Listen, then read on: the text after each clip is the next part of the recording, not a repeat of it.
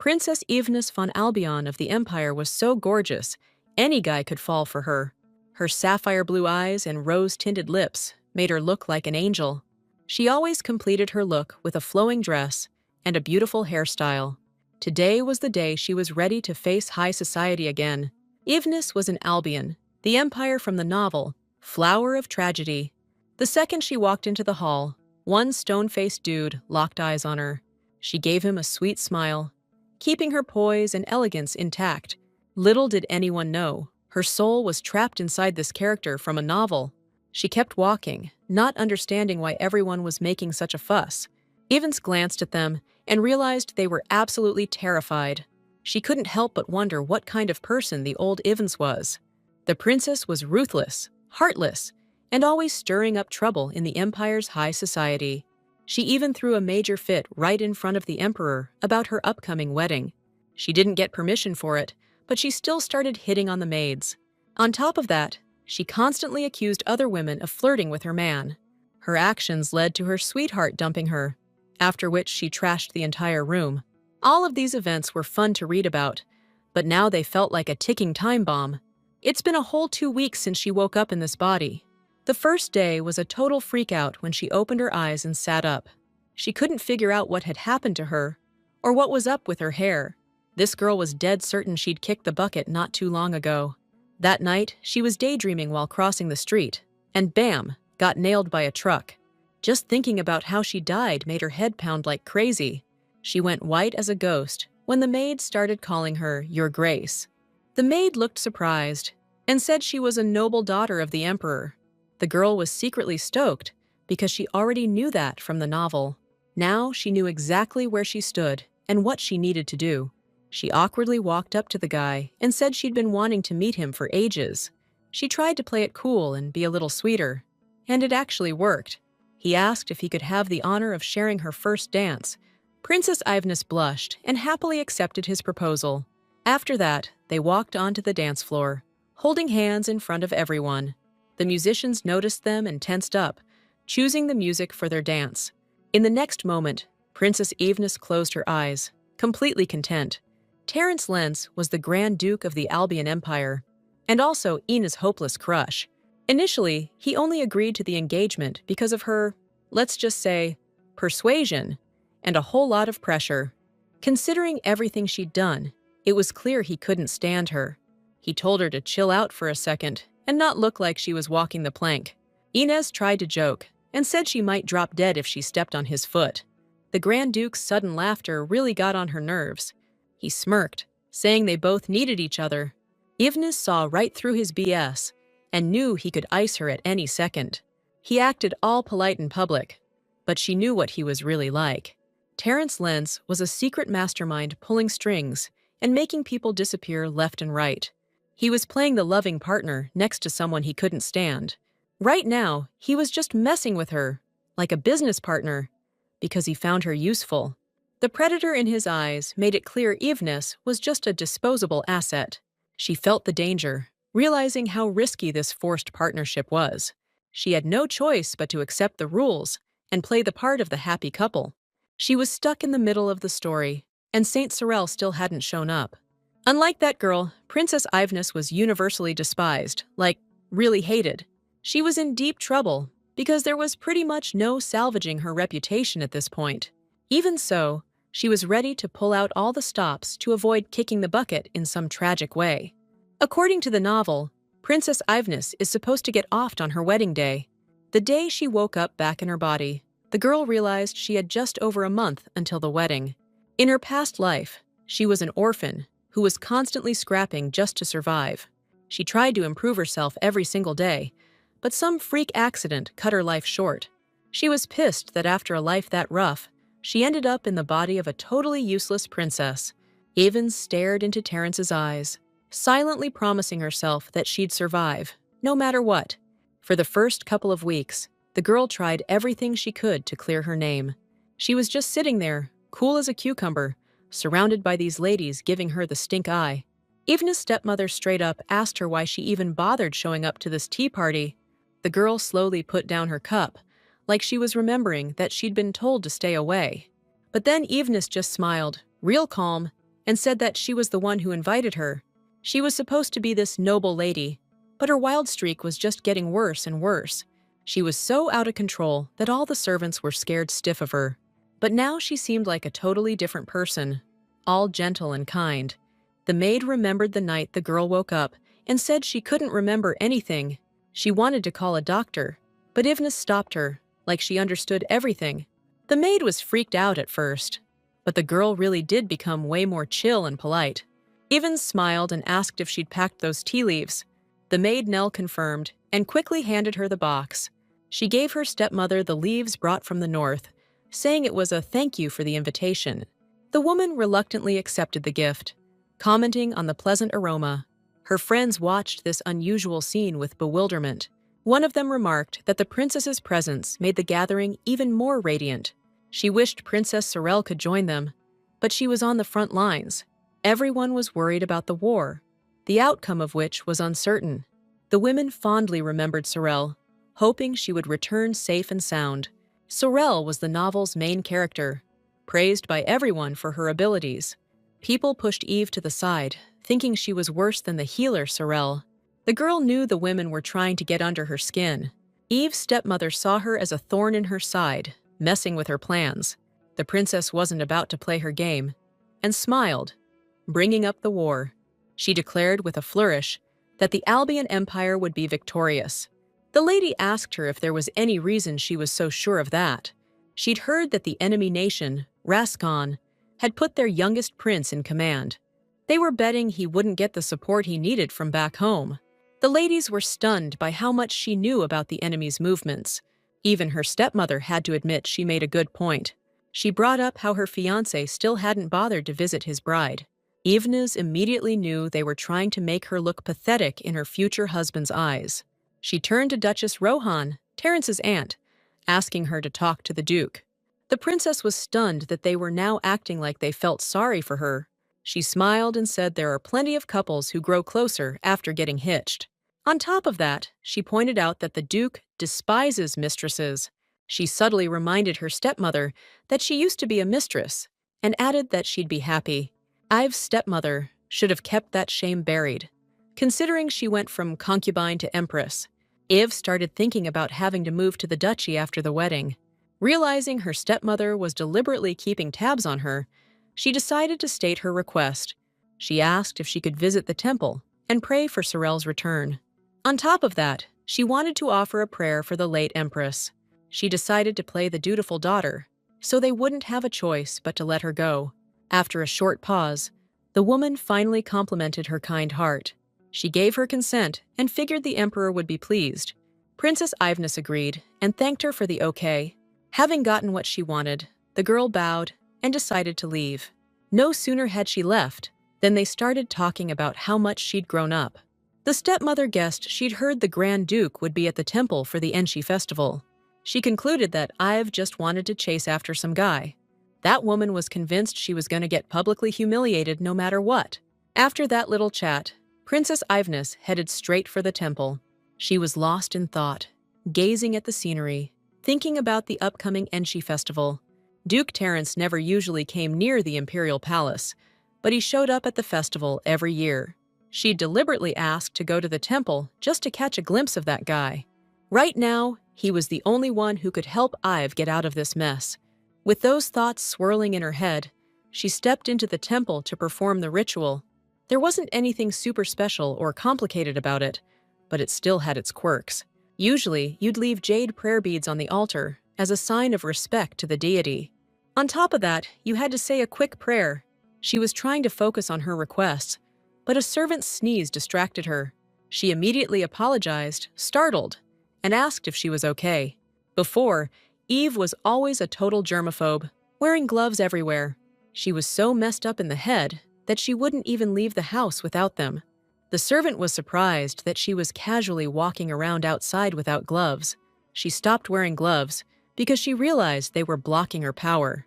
In the original story, she barely used her ability and figured she'd lost it. Originally, Eve just didn't know what triggered it to activate. Using the ability required direct contact, hence the bare hands. A priest greeted her and awkwardly started talking about some old guy. He mentioned a huge crowd showed up today, all hoping to get her blessing. The girl greeted the high priest with a smile. She noticed his guarded reaction and figured he'd been through the ringer before. After that, the girl turned to the servants and ordered them to bring out the chest. The high priest was taken aback when he saw this massive chest. The princess pointed to the pile of jewels and said she was here to present them to the temple. The guy walked up to her, confused, and asked if this was for real. The girl stopped him, saying she had one small condition. Putting on her sweetest face, she said she wanted to ask him for a favor. In the end, the girl finally got the go-ahead after a little bit of persuading. Turns out, the girl needed a bouquet made from the sacred tree's flowers. At first, she was kinda embarrassed to say that's exactly what she needed. The high priest was clearly taken aback, since picking those flowers was forbidden. Princess Eve decided to crank up the pressure a bit and put on a real show of disappointment. They'd heard about her explosive temper and started sweating bullets that she might tear the temple down. After a whole lot of back and forth, they finally caved and agreed to give her the flowers. The high priest was shaking with rage, but he couldn't bring himself to refuse her. In the end, the princess's infamous reputation finally came in handy. Now all she had to do was pick out one bouquet and put it back where it belonged. The girl stepped forward and was shocked to see a familiar shape on the men. She'd spotted her hanging around the Grand Duke's nights before. Princess Eve picked up the pace, stoked that they'd run into each other like this. The next thing she knew, the Grand Duke himself had noticed her. She froze, mentally confirming that, yeah, he really was the most gorgeous guy ever. He was like 20 times hotter than she'd imagined. He saw she was flustered and coldly suggested they cut to the chase. Evans felt awkward, but she had no choice but to make contact. She smiled and said she'd prepared a flower from the sacred tree as a gift. The girl carefully tucked a small letter among the blue petals. She asked him if he was willing to accept her present. Eve said she didn't have some hidden agenda. She just wanted to apologize. She knew it was late, but she still admitted she acted like a total idiot. The girl shut her mouth real quick when he cut her off with that deep voice of his. He asked if she was trying to apologize for, chucking a glass sculpture at the guy standing next to him. He also brought up that one time she went totally ballistic on his assistant. The Grand Duke turned away and told her to keep the flowers. He added that he accepted her apology and they'd see each other at the wedding. The girl couldn't just let him walk away, so she yelled for him to stop.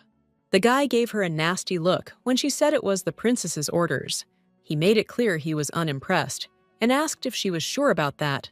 Evans knew exactly what was happening, but she couldn't just let it slide. She called him out, saying he was breaking protocol by leaving before a lady. His glare intensified when he realized she was trying to lecture him. He basically told her she had no business talking about proper behavior. Evans apologized again, saying she was left with no other choice. He froze, silent, when she asked him to spare her a little more time. She couldn't help but wonder if he'd even noticed the change in her. Eventually, he agreed to talk, just to figure out why she was being so persistent. He looked at her, waiting for her to respond.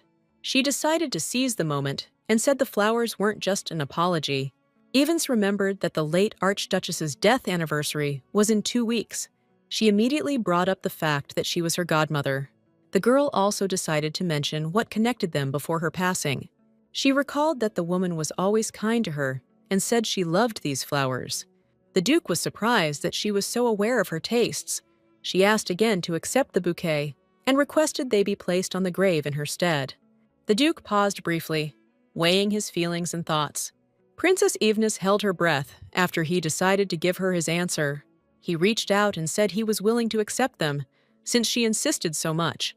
The girl sincerely thanked him for agreeing and handed over the flowers. She asked him to keep them close and take good care of them. The man was silent, then finally took the blessed bouquet from her. After that, he left, giving her a meaningful look. Princess Ivness squeezed her eyes shut, mentally begging him to find the note. The girl saw a maid and suggested they return to the palace. All the way to the carriage, she hoped she'd stay alive, and the Archduke wouldn't be blamed for murder. She got ready to climb into the carriage, but stopped at the last second. Princess Ivness turned around in surprise when she heard a familiar voice. The Duke's aunt smiled, happy that she hadn't left yet. Eve remembered that this was Duchess Rohan, who was at the tea party. The woman also noticed the princess wasn't wearing gloves. She claimed she took them off so she wouldn't damage the flower. Rohan was surprised they even let her pick the sacred flower. The princess mentioned she'd donated some of her jewels to the temple. That's why they allowed her to take a few flowers from the tree. She explained she planned to place them on the Archduchess's grave. Rohan was struck by the kind heart of this unusual Princess Evnis. She thanked her, saying her sister would have been truly happy. Originally, the Rohan Duchy wasn't a major player in the story. The Duchess showed up with the Archduke now and then, but the rest of the family barely got a mention. Eve didn't have any close female friends, so Rohan's daughter, Diana, got stuck with bridesmaid duty.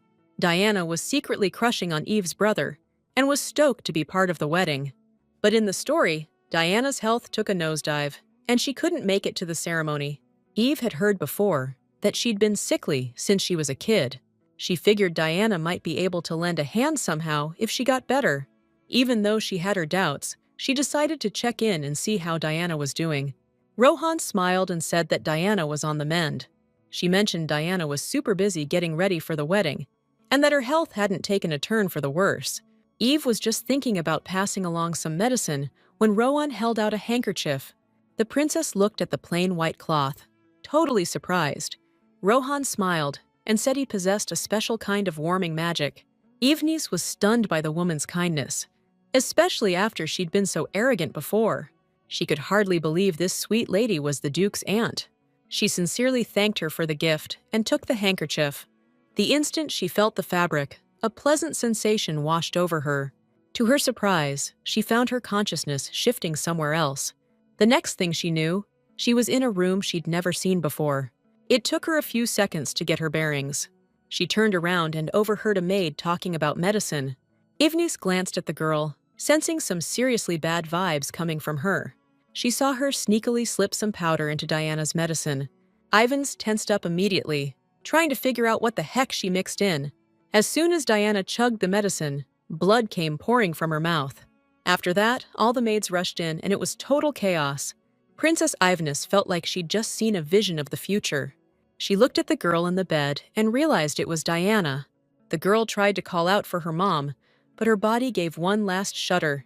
On the way home, Princess Iv just kept replaying what she'd seen in her head. She stared blankly at the carriage, like she was trying to catch her breath. Iv glanced at her reflection and got lost in her memories again.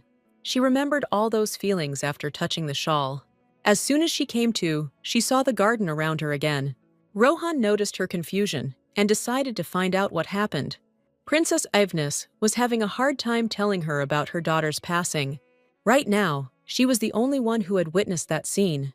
She realized her unique ability to see the future had finally kicked in. Ive remembered the vision and was once again sure she'd seen Diana. She figured the powder was some kind of substance meant to mess with Diana's health. If it wasn't for that, the girl could have been a bridesmaid, like they originally planned. The place from the vision definitely looked like the Duke's mansion, since everyone was dressed to the nines. She figured whatever was going on with him had something to do with the upcoming mansion ball. Eve decided to ask one question before she left the mansion. She asked if the Duke was planning a ball at the estate. The girl mentioned she'd heard something about it from another noble lady. Rohan remembered and said it was scheduled for Diana's birthday. The princess was happy to hear this and quickly gave the idea her blessing. They'd planned the ball for the annual family celebration and couldn't postpone it. A lot of people weren't thrilled about holding a ball, while both the Duke and the Emperor were at war. Even though they were away, they were still okay with the ball going forward. After a short silence, Eve asked for an invitation to the party. Rohan immediately started stressing about the Duke's reaction if they ran into each other. Evans thanked her and promised she'd keep a low profile. In the carriage, the maid suddenly mentioned they'd be living at the estate soon. She held out a coat and told her she should put it on. Princess Ivans agreed, then asked how sick Lady Diana really was. She suffered from chronic illnesses and also a rash all over her body. That's why she always wore dresses with a high collar to cover it up. Princess Iv was shocked at how harsh she was being about Diana. She glanced at the sky and realized another precious day had slipped away. The girl felt like she was stuck in some kind of crazy survival game. She knew she could kick the bucket if she didn't figure out a way to survive. Against all odds, she managed to shove those flowers into the Duke's hands. From here on out, it all hinges on how much he believes her story. She figured she'd get another shot at meeting the Duke tonight. Evans wasn't sure it would work, but she kept hoping for the best anyway. The whole time, she was mentally crossing her fingers that everything would go smoothly. Finally, she told the maids to head back to their rooms and get some rest. They were thrown for a loop because they could see she really had changed. That very night, the Duke showed up at the spot where they were supposed to meet. He stared thoughtfully at the floor, waiting for the girl to arrive. A second later, he heard soft footsteps coming from behind him. Princess Ivness was visibly happy when she saw he'd come. The Duke turned around and coldly stated he'd been standing there for ages. The girl was surprised he was calling her out for being 2 minutes late. She decided to get down to business and said she came to tell him something important. He said he was expecting something like this after reading the note. It said a sword was hidden in the statue's scabbard in the West Garden. He didn't expect her to know anything about the lost sacred relic. Originally, that sword belonged to the Archduke's family, but it was stolen and vanished. She knew where it was, because she'd read about it in the original story. Terence wanted to know how she knew about that kind of intel. He was thrown when she mocked him by repeating his question back at him. At first, she figured he'd be interested in finding the rest of the sword pieces. She hinted that she knew exactly where they were located. She was using that as leverage to get him to agree to help her out. The princess explained that she'd be offed on her wedding day, and then he'd be framed for it. That statement immediately rubbed the Duke the wrong way. He already thought she was bad news, but now he just figured she was spouting nonsense. The princess was ready for that reaction and insisted she wasn't lying. She'd seen a future where the emperor would take her out using some divine power. The Duke had heard she'd lost her gift when she was just a kid. She claimed that power came back to her after they got engaged. The girl straight up lied, saying she saw a future with some holy relic in it. His questions just confirmed what she already knew. He doesn't trust her. She was being honest, saying he wouldn't help her unless she proved she was useful. Ivness was convinced he'd let her bite the dust if he didn't know about her gift. Then he'd clear his name by taking out both his wife and the emperor. That's exactly why she had to prove her worth to him. She promised she'd definitely help him out with her special ability. He asked if she had any proof to back up her story. She said he'd noticed the first signs in about 5 days. He demanded to know what he'd be wearing to their upcoming wedding. The girl closed her eyes and instantly saw a vision of him trying on a new suit. He turned down the butler's suggestion and asked him to prepare something else. Terence decided he'd wear the ceremonial color court robe. He didn't take his eyes off her, thinking about what he'd been thinking about that morning. The guy figured she'd dodge the question, but she actually mentioned the robe. He was surprised at first, but decided it was probably just a coincidence. She hesitated when he asked her to tell him what would happen to him tonight. Nothing in the original story mentioned anything about tonight. He smugly judged her untamed power when she said she couldn't answer. She had no choice but to resort to a drastic measure. She agreed to try and asked him to hold out his hands. The second she said that, disgust flashed across his face. Eventually, she managed to convince him to extend his hands. The princess focused intensely, silently praying that it would work. A few seconds later, she felt like she was underwater again. She snapped her eyes open, like she was diving into another world. The girl was suddenly surprised to find them sitting at a table, playing cards. She mentally cheered that she had actually pulled it off. She knew she had to get back ASAP with some serious proof. But the second she focused on one of the guys, she was totally taken aback. Next thing she knew, she was snapping back to reality. The dude noticed her face change and asked what she saw. The girl spilled the beans, saying she saw him holding 2 sevens of different suits. The guy closed his eyes, like he was finally buying what she was selling. He dropped his hand and said that was all he needed to hear. The Duke pointed out he's shipping out to war soon and doesn't have time for card games. The princess tried to talk him out of it, saying he couldn't know for sure. She practically begged him to believe what she said and just meet her halfway. So he finally caved and promised, said he'd get it done by tomorrow morning. She thanked him for giving in and said she had to get going. No sooner did he spot the door ajar than he grabbed her arm. The princess was instantly taken aback and let out a little yelp. The guy pulled her close, real tight, like he was shielding her from something. She wanted to know what the hell was going on, but he told her to shut it. Princess Evnis did as she was told, and then she heard footsteps. The next thing she knew, the main dude, Michael Sheldon, walked right into the room. He's the second in command of the Albion Empire's Royal Knights. The princess had no clue why he was there. The second she accidentally stepped on the Duke's boot, this loud thump echoed. He had no clue they were hiding in the alcove and demanded they come out now. Princess Ivness freaked, totally lost on what she should do next. Surprisingly, the Duke just asked her to close her eyes for a sec. She was even more shocked when she saw him pull out a sword. Annoyed, she told him to put the sword away, which caught Michael's attention. She noticed he was staring right at them and gave a kinda awkward wave. Michael immediately grilled her about why she was here so late and who this guy was. The princess gave her partner an uneasy look, struggling to answer. The guy was clearly ticked off, but he sheathed his sword anyway. He said Michael should start with an apology for interrupting a private meeting. He gave Sir Sheldon a death glare and pulled Ivness closer to him. The guy immediately turned red and apologized for something he didn't even know about. Eve wasn't expecting that, but she decided to play along. She asked him to keep it a secret and promised to keep the secret of the third brick in return. Michael was stunned that she knew about such details. It was in the center of the left stone wall, where Michael and Sorel secretly exchanged letters. They usually exchanged important information and talked about everyday life in the palace. It was their secret, but she had to show her trump card to keep him quiet. She implied he could be in a world of trouble if the truth came out.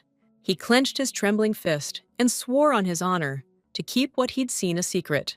The girl thanked him and said the Duke would escort her. After that, he hurried off, leaving them alone in the dark.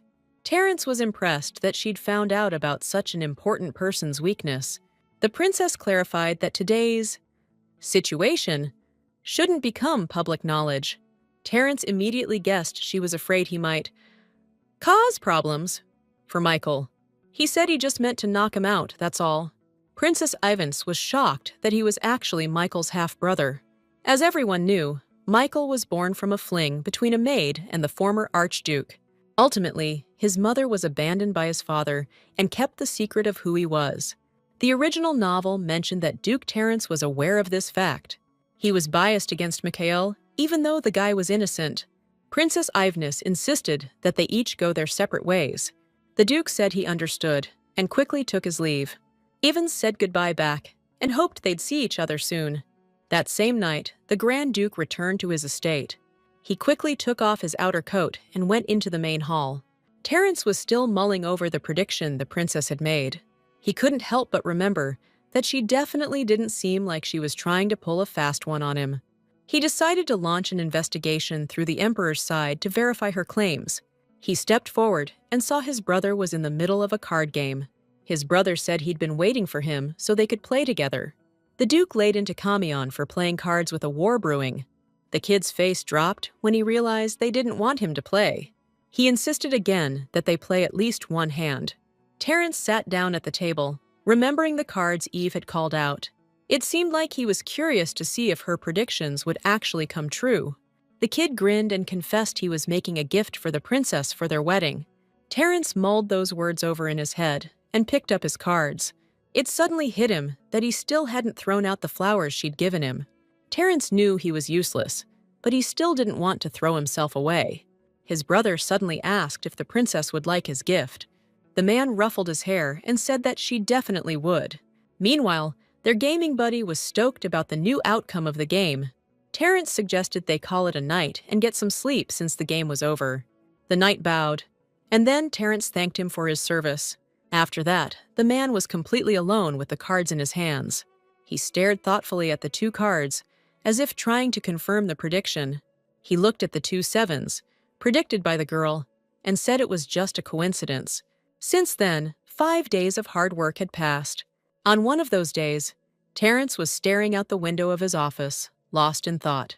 He glanced towards the door when he heard a familiar voice behind him. The knight said he'd looked into the solar eclipse, but everyone's saying there isn't one coming up anytime soon. Besides that, he said they hadn't found anything fishy during the investigation. The Emperor offered a payout for agreeing to the marriage and the return of the Lenz family lands. If it weren't for that condition, Terence probably wouldn't have agreed to this marriage. He was getting worried about what the princess said, about this whole marriage being a setup by the emperor. He used to brush it off, thinking it was just a coincidence. But now he's starting to have doubts. He knew he'd have to believe it if the eclipse actually happened. The knight noticed where the Duke was looking and glanced out the window too. He was completely stunned by what he was seeing in the sky. A solar eclipse was happening right before their eyes, and nobody saw it coming. Kamion swore that both the academy and the main temple confirmed it wasn't supposed to happen. The Duke clenched his fist, realizing the princess's words were all true. He ordered the horses to be prepared immediately and strode forward. Terence stated with complete seriousness that he was going to the main temple. Meanwhile, the princess watched the eclipse, knowing all she could do was wait. There were 35 days until the wedding, before which she would receive a message. She sighed so heavily the whole time, like she was completely exhausted. She told the maid to stop embroidering and go get some rest, and on top of that, she kindly pressed a cookie into her palm. The maid was thrown for a loop when the girl squeezed her hand and froze. She snapped right out of it and just said her hands were really soft. The girl thanked the princess for the compliment and headed back to her room. So Ivnis found out she wasn't getting those visions as often. The second maid walked in and said the high priest sent her an invite. The princess gave her a surprised look, like she couldn't believe what she heard. That same day, she decided to hit up the temple and find out what was going on. The guy greeted her right away with a smile and thanked her for coming. He thanked her again for that generous donation she made. He confessed he wanted to talk about how the money from the jewelry sale was being used. The high priest offered to take her to a specially prepared location. The princess agreed to follow him, but told Nell to wait for her. She was visibly surprised when she saw exactly where he was taking her. Duke Terence himself was standing there, which could only mean one thing. Looks like he deliberately asked the priest to send the invitation. That made sense to her, since the high priest wouldn't have invited her for no reason. Still, she decided to find out the Duke's reason for contacting her as quickly as possible. He was having a hard time believing in her abilities, but recent events left him no choice. He asked if anything she said last night had been a lie. The girl stood her ground, said she hadn't lied to him about anything. He realized he'd dodged a bullet, narrowly escaping a disaster the Emperor cooked up. The guy was floored that the Emperor would stoop to such dirty tactics. He pitched her a win-win. They scratch each other's backs. The princess wanted to know exactly what he was getting at. He reassured her he'd keep her safe, which definitely made her happy. She clutched her hands to her chest, beaming, and thanked him from the bottom of her heart. Her reaction made him wonder how long she'd been like this. He never would have imagined seeing her so expressive. He decided to cut to the chase and suggested they make sure the wedding goes off without a hitch. On top of everything else, he insisted she move into the Duke's mansion. She smiled and promised to file for divorce the second his safety was guaranteed. The guy definitely wasn't expecting her to bring up divorce so fast. Her statement caught him so off guard, he actually had to ask her to repeat it. She confessed that she'd rather live alone in some quiet little place. The princess promised that even after the divorce, she could still help him with her abilities. He remembered how just a couple days ago, she was screaming that she'd die if they didn't get married. Ivanus was floored by how petty and sarcastic her fiancé was being. She said sadly that she regretted what she did, and that she'd gotten over her feelings for him. Looks like he totally didn't expect her to drop that bomb so easily and quickly. She said she really was in love, but she had other reasons for going through with the marriage. Initially, she wanted to help bring peace between him and her family, but that turned out to be a pipe dream. She wanted people to see her as a go-between who'd been abandoned by her own father. The Duke praised her idea and said her wish could have come true if it wasn't for the Emperor. He asked if she seriously wanted a divorce when the time came. As soon as he heard her say yes, his face fell. He asked if she had any more intel about the plot surrounding their wedding. She was surprised and replied that all she knew was that she'd die on their wedding day. Besides that, Ivnis explained she can only see a short snippet. She remembered the original storyline and wondered if there were assassination attempts on other days too. After a short pause, she dropped the bomb that the Emperor would probably keep trying to off her before the wedding. She said she was so freaked out, she totally blanked on it. The Duke was kinda stuck, not knowing what the heck to do next. Out of the blue, He suggested they fake being in love and stick together like glue. He doubled down, saying it was the best way, and she could see the future with him. Looks like Princess Ivness wasn't exactly thrilled with that plan. On top of that, he added it would make it easier to throw suspicion off him for bumping her off. Princess Ivness agreed with his idea, but something was bugging her. The main snag was, the dude couldn't act to save his life. Back in the original timeline, he also pretended to be head over heels for Sorel. Even the novel made it clear the dude was totally clueless about love. She knew it'd be a hard sell to believe he'd fallen for Eve, the girl he hated. She tried to point out that this could actually make people more suspicious. He noticed she'd already apologized to him a bunch and started playing nice in public. He figured people might actually get why he was into her. The Duke insisted they still wouldn't think he was faking it. He reminded her that, given everything that's happened lately, there's no reason for him to pretend he's got the hots for her. The princess knew people would start wondering what he stood to gain from all this. Besides, this way she actually gets to stay at his estate and unlock her foresight ability. Ultimately, she decided to go along with his crazy scheme. He asked if she could get the Duchess's permission to attend the ball with him. The princess told him not to sweat it and reminded him there was one way. She agreed to go there together and announced her new request. On the way back, she spent a long time thinking about the upcoming ball. Only after getting home did she realize how exhausted she was from the whole day. She was glad to be done with the tricky stuff and finally able to chill. Nell greeted her and announced that the crown prince had returned to the capital. The princess was not thrilled at the thought of her troublesome brother's return. He couldn't even bother to visit his sister and locked himself in his study. She took his anger in stride, considering all the things she'd done in the past. Even though they were on bad terms, she still wanted to see him face to face. She gave a polite knock on his office door and went inside. Princess Ivness found her brother, who didn't even bother to look up. The girl was struck by how much they resembled each other. She said she was glad he was back safe and sound. The guy immediately decided to skip the small talk and get down to business. She flashed a smile and said she wanted a wedding present from him. That childish request caught him so off guard, he even put down his pen. She hinted that she wanted to go to the Duchess's ball and needed his permission. He sighed, clearly exhausted, and asked if the Duke would be there. She admitted he'd be there, but swore she wasn't going for him. The girl flashed another dazzling smile and said she wanted to see Lady Diana. She explained that Diana had agreed to be a bridesmaid, even though she was sick.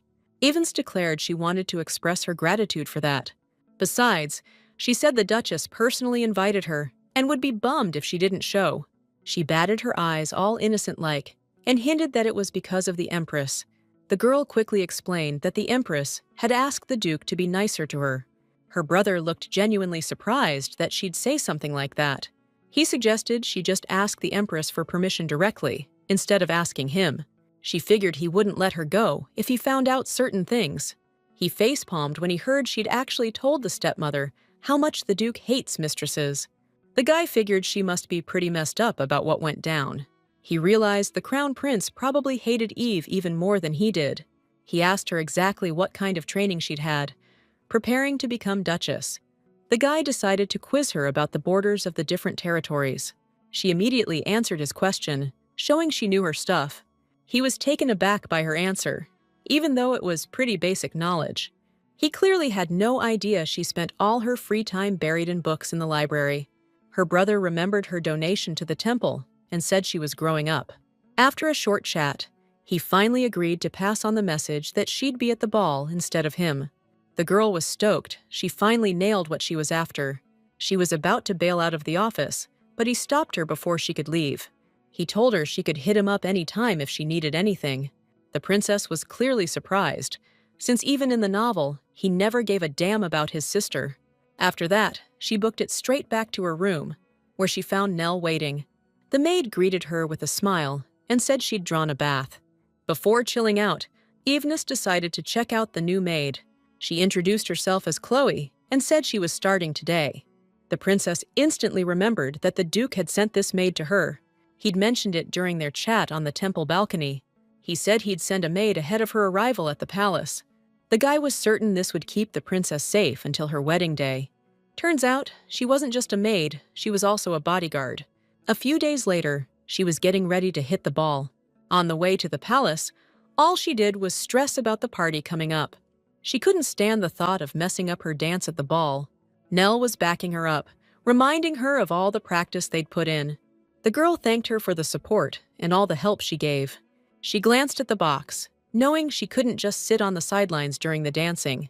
Besides that, she was worried about how Diana was doing. She was trying to protect Diana, hoping to cash in later. After a while, she finally rolled up to the Duke's mansion. They exchanged pleasantries and thanked each other for the meeting. Diana Rohan showed up too, just to say hi to the princess. Ivnis was all smiles, happy to meet the girl. She also heard that Diana was doing better after getting some rest. Ivnis decided to give her a gift for being her bridesmaid. Diana thanked her and admitted she was dying to show her the dress she picked for the big day. Diana's mom offered to give the princess a tour of the palace. After that, they headed into the palace, where Diana showed her everything. Ivnis had been keeping a close eye on every maid that walked by. She was hoping to spot the one she saw in her vision. The princess even thought about asking them to gather all the maids together. She was desperately trying to figure out how to identify the maid and stop her. She snapped out of her thoughts when Diana led her into the music room. The princess was surprised to see such a lavish musical instrument. She couldn't help but wonder if there was even a room like this in her palace. Diana sat down at the piano and mentioned that the crown prince had been here before. Apparently, he came to meet her father and paused for a moment when he heard the music. Diana blushed and confessed that she still can't forget that day. Ivnis was shocked to realize she actually had feelings for the crown prince. She instantly remembered how the crown prince couldn't even remember her name. The girl mentally cursed him for not giving Diana a second thought. She didn't get what was so great about her brother, who wasn't exactly Prince Charming material. They left the room, and then Diana asked if the crown prince remembered her. Ivnis decided to lie, so she wouldn't hurt the young girl's feelings. Right then, they were getting close to Diana's room. Ivnis immediately thought about how she could track down whoever snuck into the room. On top of that, she decided to find out exactly what time she takes her medicine. She said she didn't want her to forget because of having guests around. So, Ivnis found out she's been taking medication before bed. Diana nodded, looking at the box with a thoughtful expression. She confessed she was bummed about missing the ball. Before, Diana couldn't go because of this rash she had. You could see it under her dress. The princess decided to change the subject and asked about the dress. Diana suggested they head to her room and check out the dress she had ready. She was happy to hear the compliments about her room. The princess smiled, looking at the dress she'd prepared. She was pretty surprised when she saw this plain dress. The girl immediately figured the Duchess probably suggested she pick it. The bridesmaid shouldn't outshine the bride. But this was way over the top. She suggested adding some embellishments and lace to it. Ivnis told her not to worry about her and to pick out whatever she liked. No sooner did they start talking about jewelry than the princess suggested opening a gift box. Diana was stunned by the sight of the beautiful, delicate necklace. She was genuinely grateful for such a valuable gift. The princess just smiled, secretly agonizing over how much she wanted to go to the ball. She saw the sadness in Diana's face and couldn't let that stand. Ivnis decided to take action and suggested they head downstairs. Diana smiled and said there were a lot of things down there she wanted to show her. Ivnis just happened to overhear some aristocrats chatting about the weather. She glanced at those folks, wondering how they even knew the Duchess. The girl looked around to see what her friend thought of all this. The whole group immediately started gushing about how beautifully the Duchess had decorated the hall. They were all high and mighty, saying there's no way Diana could even make it. They were acting all concerned, but you could tell they were subtly making fun of her. She felt the unfairness of it all, and knew she couldn't just let it slide. She deliberately raised her voice, pointing out that the guests had already arrived. Those people immediately rushed off to greet Her Highness, the princess. She gave a venomous little smirk when one woman said she hadn't seen her since tea time. Ivnis said she didn't remember her at all, since her last name was at the end of the registry. She totally burned that smug lady by saying they didn't know each other. The heraldic registry contained the genealogy of all the noble families on the continent. By pointing that out, she showed them they'd pay the price for any slip-up. The guy scrambled to make amends, saying they were related to the Rohan family. The princess said they seemed like they were from the wrong side of the tracks, criticizing their boss in the hallway like that. That remark hit them so hard, they were completely speechless. She ordered them to watch their mouths. Her sly smile sealed the deal when she said she was going to relax here. They turned down her offer to join her and decided to stay downstairs.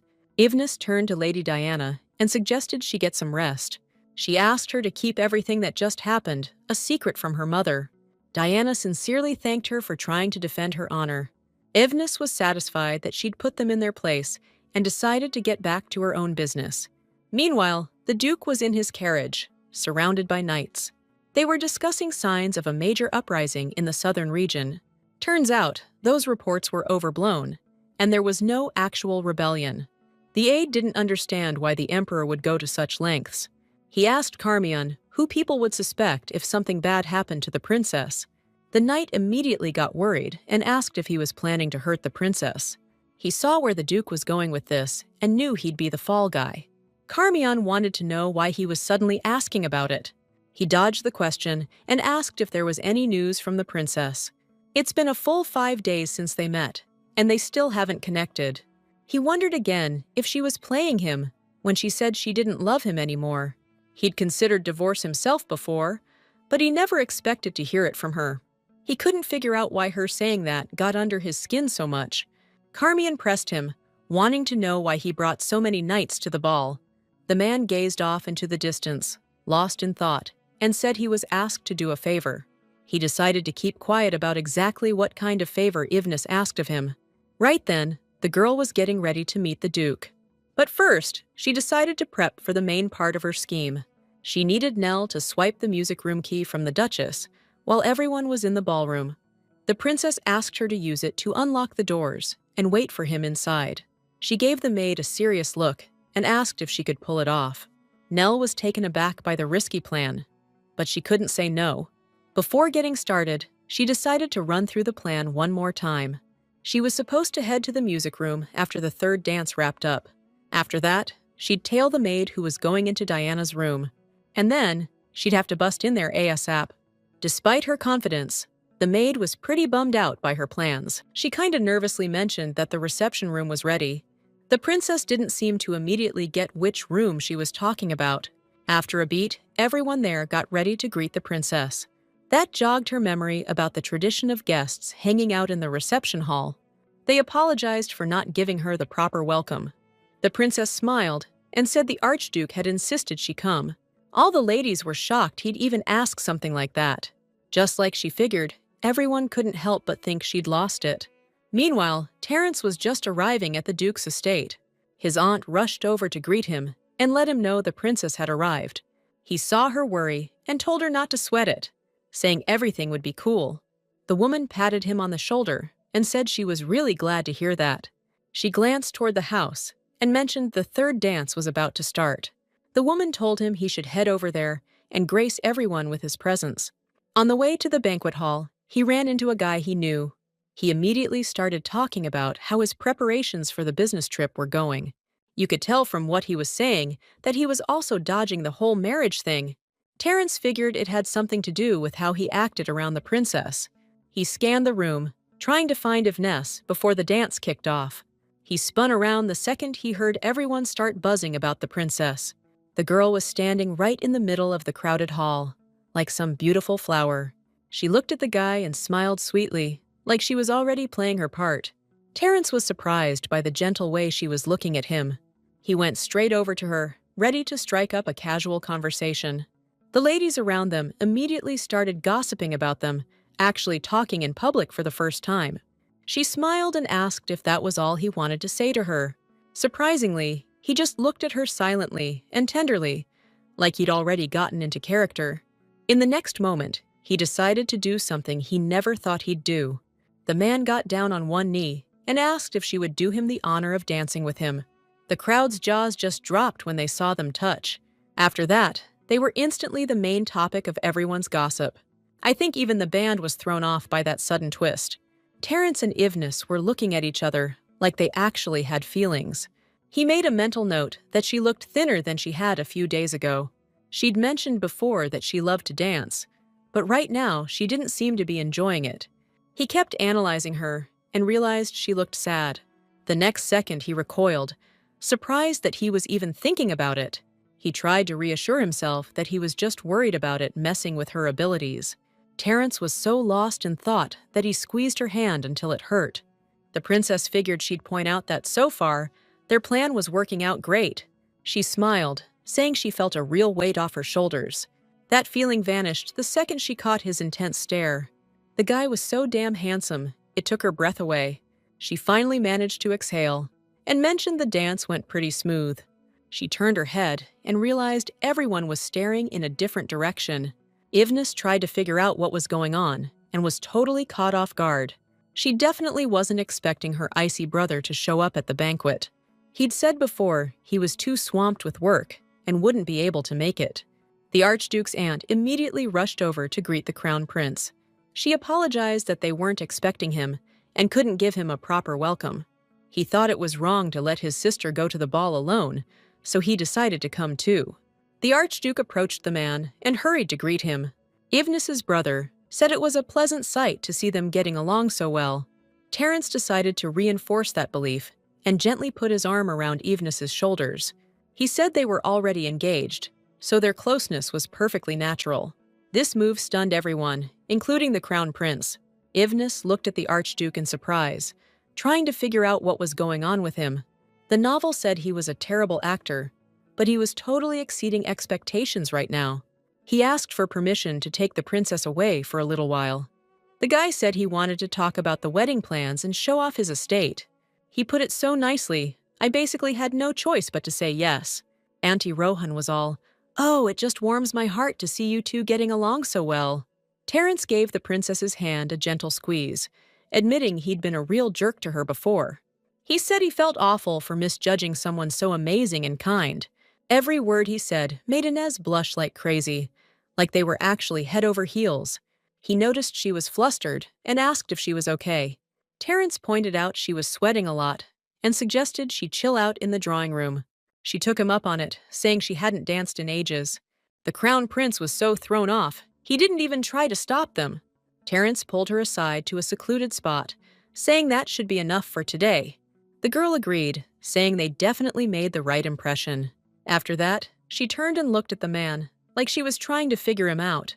She couldn't understand how someone could change so quickly.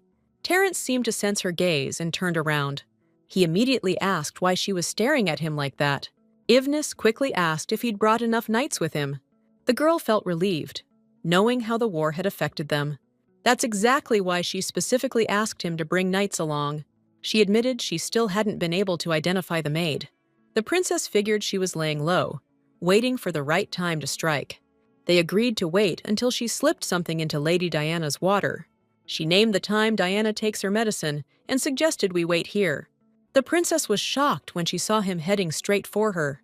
He decided to just ask her straight up if the crown prince knew she was in danger. She said he had no clue and asked why he was asking. He couldn't figure out why she'd ask him for help instead of the crown prince's brother. She couldn't exactly say that Terence was the one who won in the original story. Terence admitted he didn't even trust the prince to protect her. The princess knew herself that he didn't have the strength or the will to keep her safe. The original story said the crown prince didn't mourn his sister's death. She sighed, realizing she couldn't even catch a break with her family in this life. Back in her other world, her whole family bit the dust when she was just a kid. She bounced around relatives for ages before they finally dumped her in an orphanage. The girl shivered, wondering what it was like to have a family that actually cared. She was so lost in thought, she didn't even notice Terence standing there. He casually mentioned her outfit wasn't exactly weather appropriate. The princess smiled, saying she suddenly felt warmer, and thanked him. To her surprise, he asked her to call him Terence, not Your Grace. He saw her look of shock and said it would be weird if they were too formal with each other. Ivnis agreed with his guess and said his name. She looked at his handsome face and noticed he was lost in thought. Looks like even he wasn't quite sure what to make of his mixed feelings. She immediately perked up, hearing footsteps in the distance. She glanced at Terence, like she was checking if he'd heard them too. They ducked into the doorway, watching the maid walk into the room. The princess heard that she had brought medicine and understood that the moment had arrived.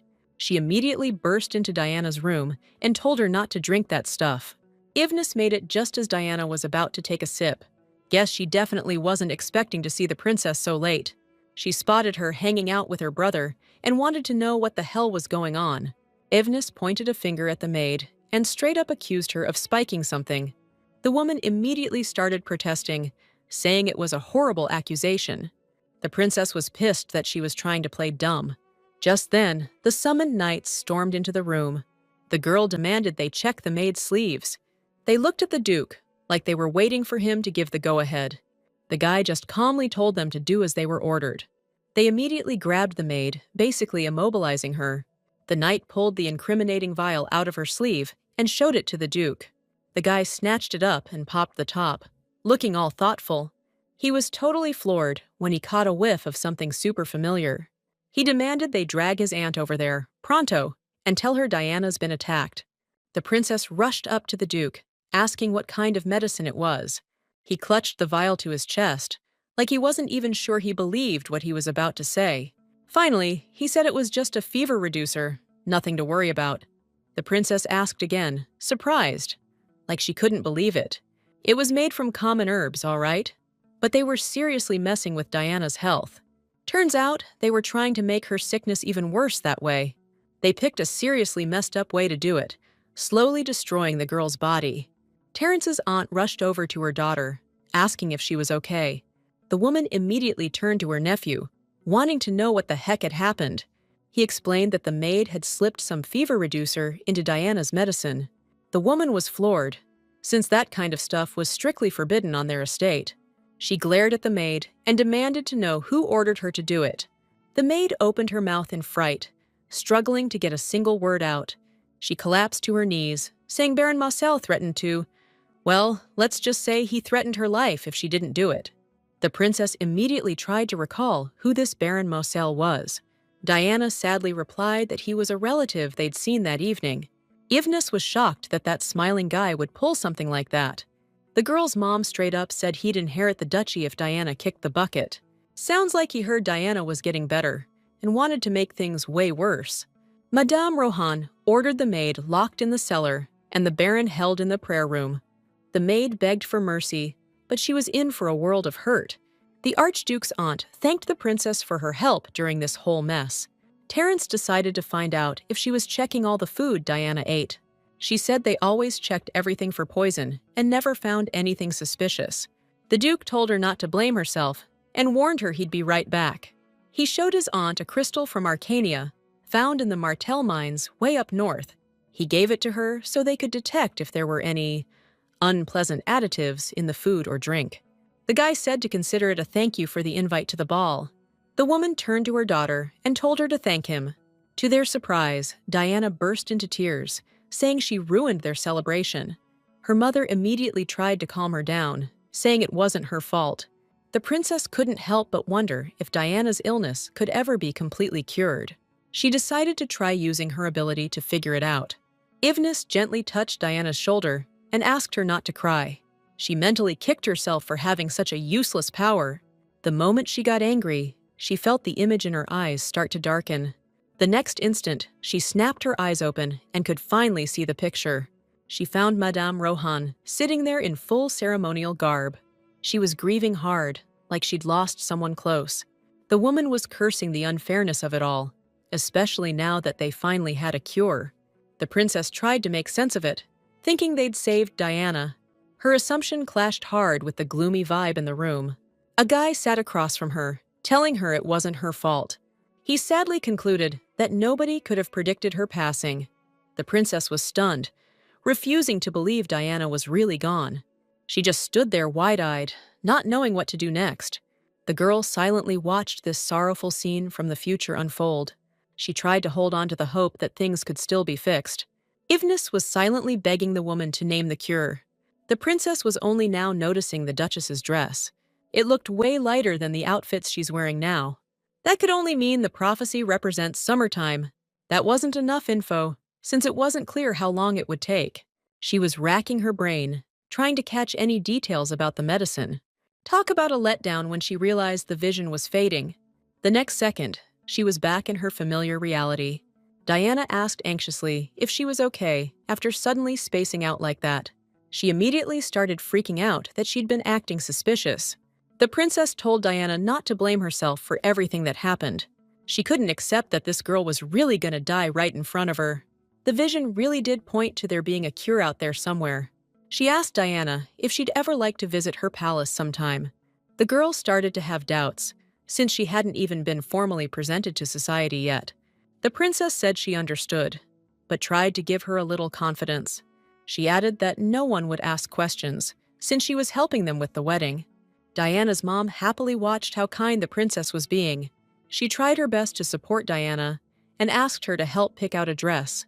They had no clue she was hoping for another vision. The princess wanted to use every trick in the book to find a cure. She finally managed to get the girl to agree. They said their goodbyes, seeing as it was getting pretty late. The princess left Diana's room and let out a tired sigh. The Archduke sincerely thanked her for saving his cousin. The princess was surprised and replied that she was just doing her duty as royalty. He praised her abilities again, saying he was pleasantly surprised. She knew he'd never give her a compliment without some angle. The door cracked open, and a woman appeared before them. Ivnis found Duchess Rohan looking pretty worried. She bowed her head and said she was truly grateful for everything today. On top of that, she admitted she'd totally misjudged her this whole time. The Archduke cut in, saying he'd prefer to keep their involvement under wraps. He figured their helping out could put the duchy in a sticky situation. The Duchess agreed to his terms and promised they'd keep it all quiet. She mentioned she'd swing by later to properly thank him. The guy said he'd stay put, and she should head back to the palace first. Before saying goodbye, he hoped their paths would cross again. Even though she didn't really have a choice, she still wanted to keep seeing him. After that, Ivnis returned to the carriage. Feeling like she'd done her duty, she paused when her brother asked if she was heading back to the palace. The girl calmly replied that it was late, and she needed to get home. To her surprise, he reached out his hand and offered to go home together. It felt so out of character that she thought she was losing it. She wanted to refuse, because she knew he'd want to grill her about Terence. Luckily for her, a servant from the Duke's household appeared behind him. He informed the Crown Prince that the Duchess wished to speak with him. The man calmly agreed and said he'd be there shortly. He realized he wouldn't be able to leave with his sister and said they'd talk later. The princess figured the Duchess wanted to talk about punishing the Baron.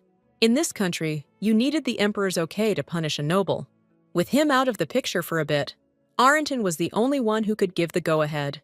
The princess spent the next morning chilling in her favorite bed. The maids greeted her with smiles when they saw she was awake. They immediately offered her a robe and suggested starting the morning with a warm bath. They seemed way more polite now than when she was throwing a fit. Ivnis turned around and noticed something weird. She spotted one of her maids looking seriously on edge. All the maids clenched their fists when she said she wanted to ask something. The maid asked if it was true she'd been with the Duke last night. The princess smiled and said they were spot on. The maid blushed and asked if it was true he'd confessed his feelings for her. Ivnis understood their interest, but never thought it'd go this far. They froze in front of her, like three hungry puppies waiting for the juicy details. They were waiting for confirmation of the wild rumors about him pouring his heart out and apologizing for everything. Before she could answer, she heard that the Empress wanted to see her.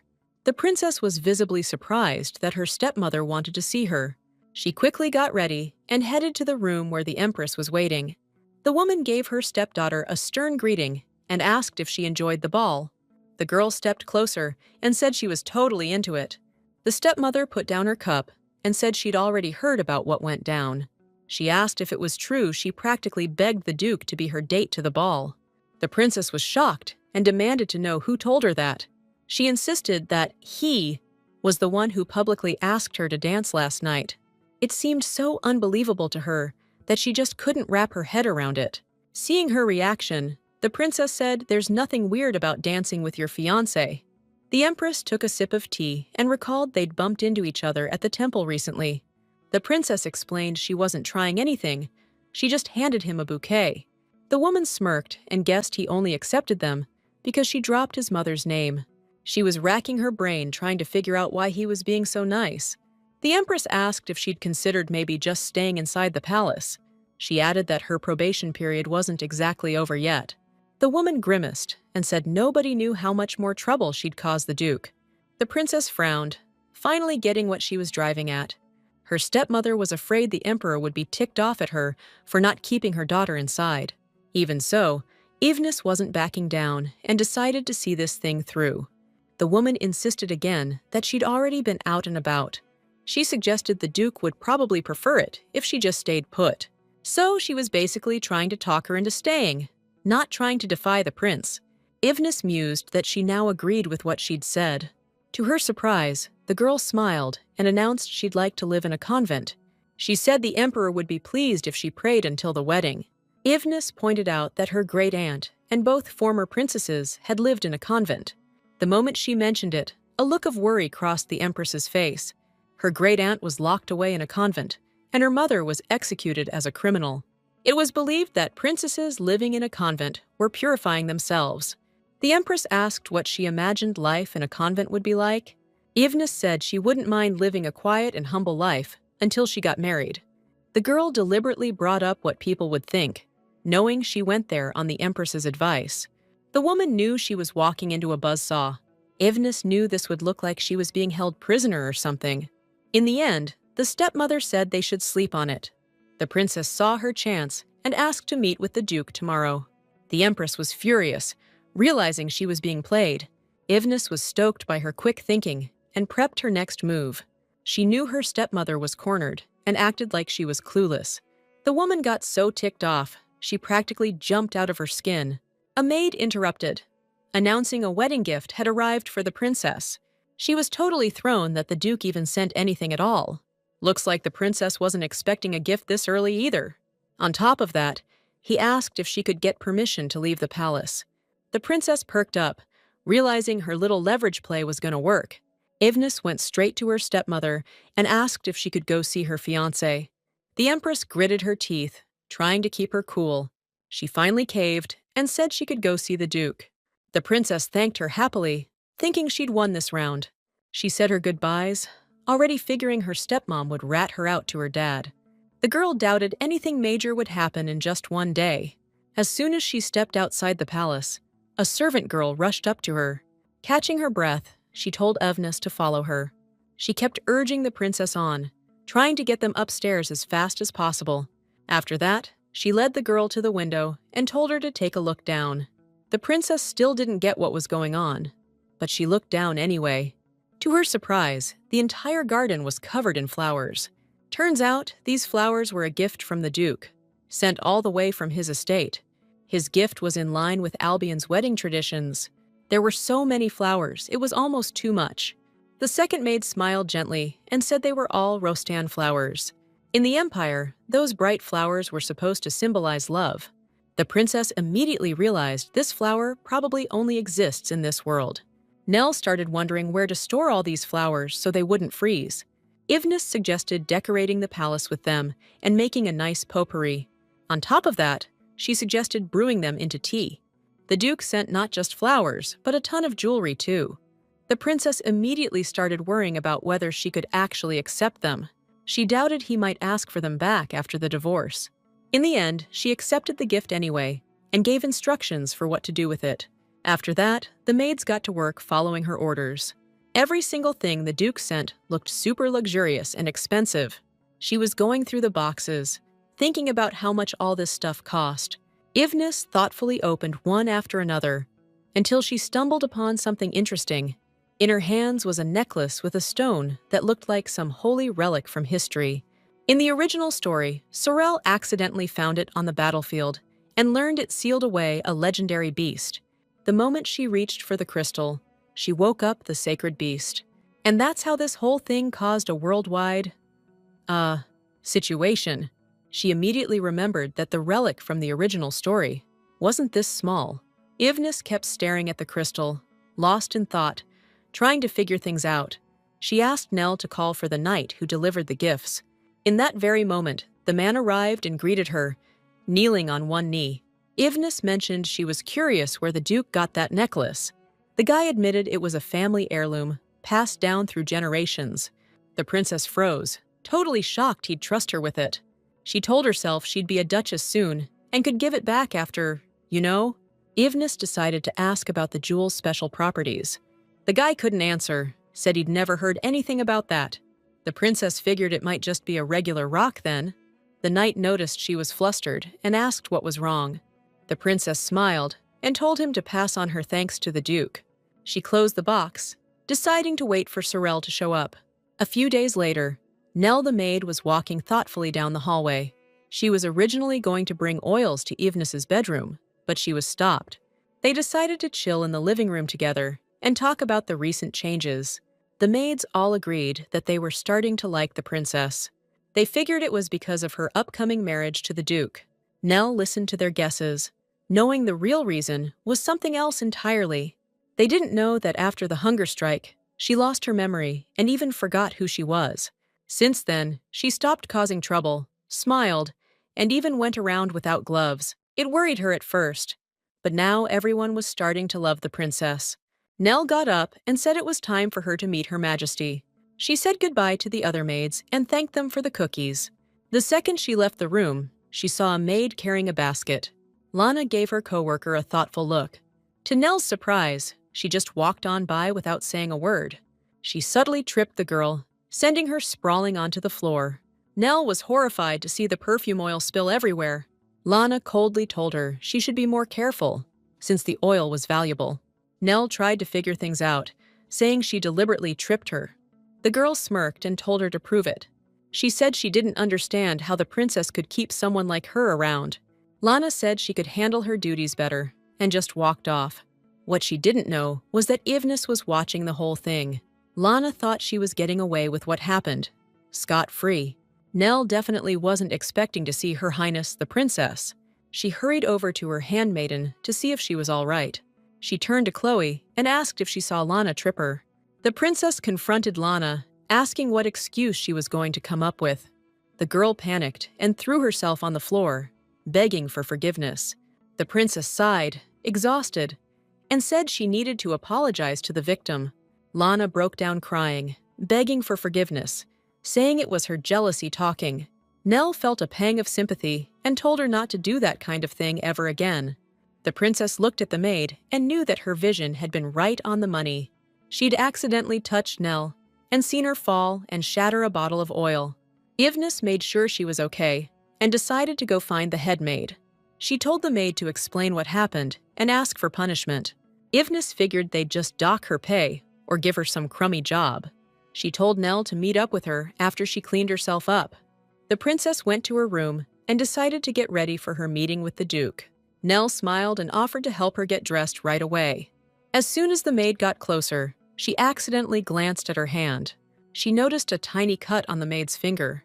The girl smiled and figured she'd scratched herself when she fell. The princess didn't want a scar and asked Chloe to fetch some ointment. Nell tried to refuse, saying it wasn't that bad. Ivnis slathered the ointment on her hand and told her to keep it dry for a while. She practically ordered the girl to take some time off work and relax. Nell was over the moon that she was being taken care of like that. Right after that, the princess headed off to meet the duke. After a while, she finally arrived at the agreed-upon meeting place. She was surprised to see he'd invited her to a tea garden. Ivnis was instantly floored. The beauty of it just took her breath away. Besides being gorgeous, the garden was super warm thanks to some kind of spell. She gently touched a leaf and turned towards the duke's voice. He asked, all calm and cool, if she liked the place. The girl sat down at the table and said she totally loved this cute and elegant spot. The duke then asked if she wanted it as a gift. It was so out of left field, her eyes went wide with surprise. He said the garden was his, but he already had like 3 of them. Then, he straight up said he was willing to give it to her, if she was into it. The princess tried to refuse, saying she wouldn't even know how to take care of a place like this. Besides, he'd already given her a ton of stuff anyway. The second gifts came up, she remembered the necklace. The princess decided to get the lowdown on this family heirloom. She touched the piece and asked if it had anything to do with the sacred beast. His face totally gave away that he had no clue what she was talking about. She immediately got bummed when she realized he was clueless. The girl's attention snapped away when she heard strange men's voices. She checked out these three guys, wondering what their deal was with the Duke. One of the guys straight up said he was surprised to see them together. The princess started freaking out, knowing they needed to put on a show of affection. The Duke seemed to read her mind, touched her hand, and said he wanted to show her the garden. The princess innocently agreed, secretly burning up inside from his touch. The other guys immediately backed off, not wanting to intrude on the lovebirds. The girl pulled her hand away and complimented Terence on keeping his cool. She didn't immediately get why he was looking at her so intently. He wanted to know more about how her visions worked. She explained that sometimes all it takes is direct contact. After explaining, the girl smiled and said they could hold hands a little longer. She definitely didn't expect the Duke to take her joke seriously. He decided to play along and said they should give it a shot, now that she'd brought it up. The princess instantly blushed, trying to figure out what his deal was. She caught his intense stare and couldn't tell if he was messing with her. The guy locked eyes with her, asking if she saw something. The princess gave an awkward smile, pulled her hand away, and said she didn't see anything. He figured it was just because his days had been so boring lately. Evenus decided to compliment him on his incredible acting skills. She guessed that in the original story, he was bad because he had feelings for Sorel. After a short pause, the Duke turned to her, wanting to say something. To her surprise, he straight up told her that her acting was terrible. She definitely wasn't expecting to hear a comment like that from him. The princess felt a mix of inner frustration and straight-up anger bubbling up. She couldn't help but flash back to Sorel's comment about her acting being subpar. It pissed her off that she was even thinking about lines from the original story. She was clearly stung that he'd tried to call her out like that. Evenus was stroking her ego with his weak performance in the novel and tried to remember what he said. In that chapter, he said he'd never acted like he was actually in love with someone before. After a long, awkward silence, the princess said she was sorry her performance wasn't up to par. She gave a sheepish smile and admitted she'd never really acted like she was head over heels for anyone before. The Duke took a sip of his tea and guessed that she'd had a similar kind of youth as him. The princess felt a pang of emotion, seeing his sad expression. Word on the street was the Duke's old man was a real player, and his mom passed away young. She couldn't help but think that line hit a little too close to home, considering his messed-up past. Evenus started freaking out even more, worried she'd put her foot in it. She figured she'd better change the subject quick and asked if they were heading anywhere else. He said he wanted to take her to the estate, but the private quarters weren't quite ready yet. The Duke added that she'd be able to see the rooms all decked out in a couple of days. She happily accepted his offer for a visit soon. Evenus suddenly remembered that his younger brother also lived at the estate. She decided to ask if she'd get to meet him when she came to the estate. The guy calmly replied that they'd get acquainted down the road. The girl was surprised. She was sure he was going to snap at her. The Duke asked why she was reacting like that, since they were supposed to meet. Besides, Lot had wanted to meet the princess for ages. The girl perked up and said she should get a gift ready. She figured a gift was the best way to win a kid over. Evenus clasped her hands, pleading, and asked if he'd go with her. He was taken aback at first, but collected himself and agreed. Meanwhile, the Empress had just received a message from her husband. You could tell by her face she was not happy with the message. It demanded that the princess's wedding be put on hold.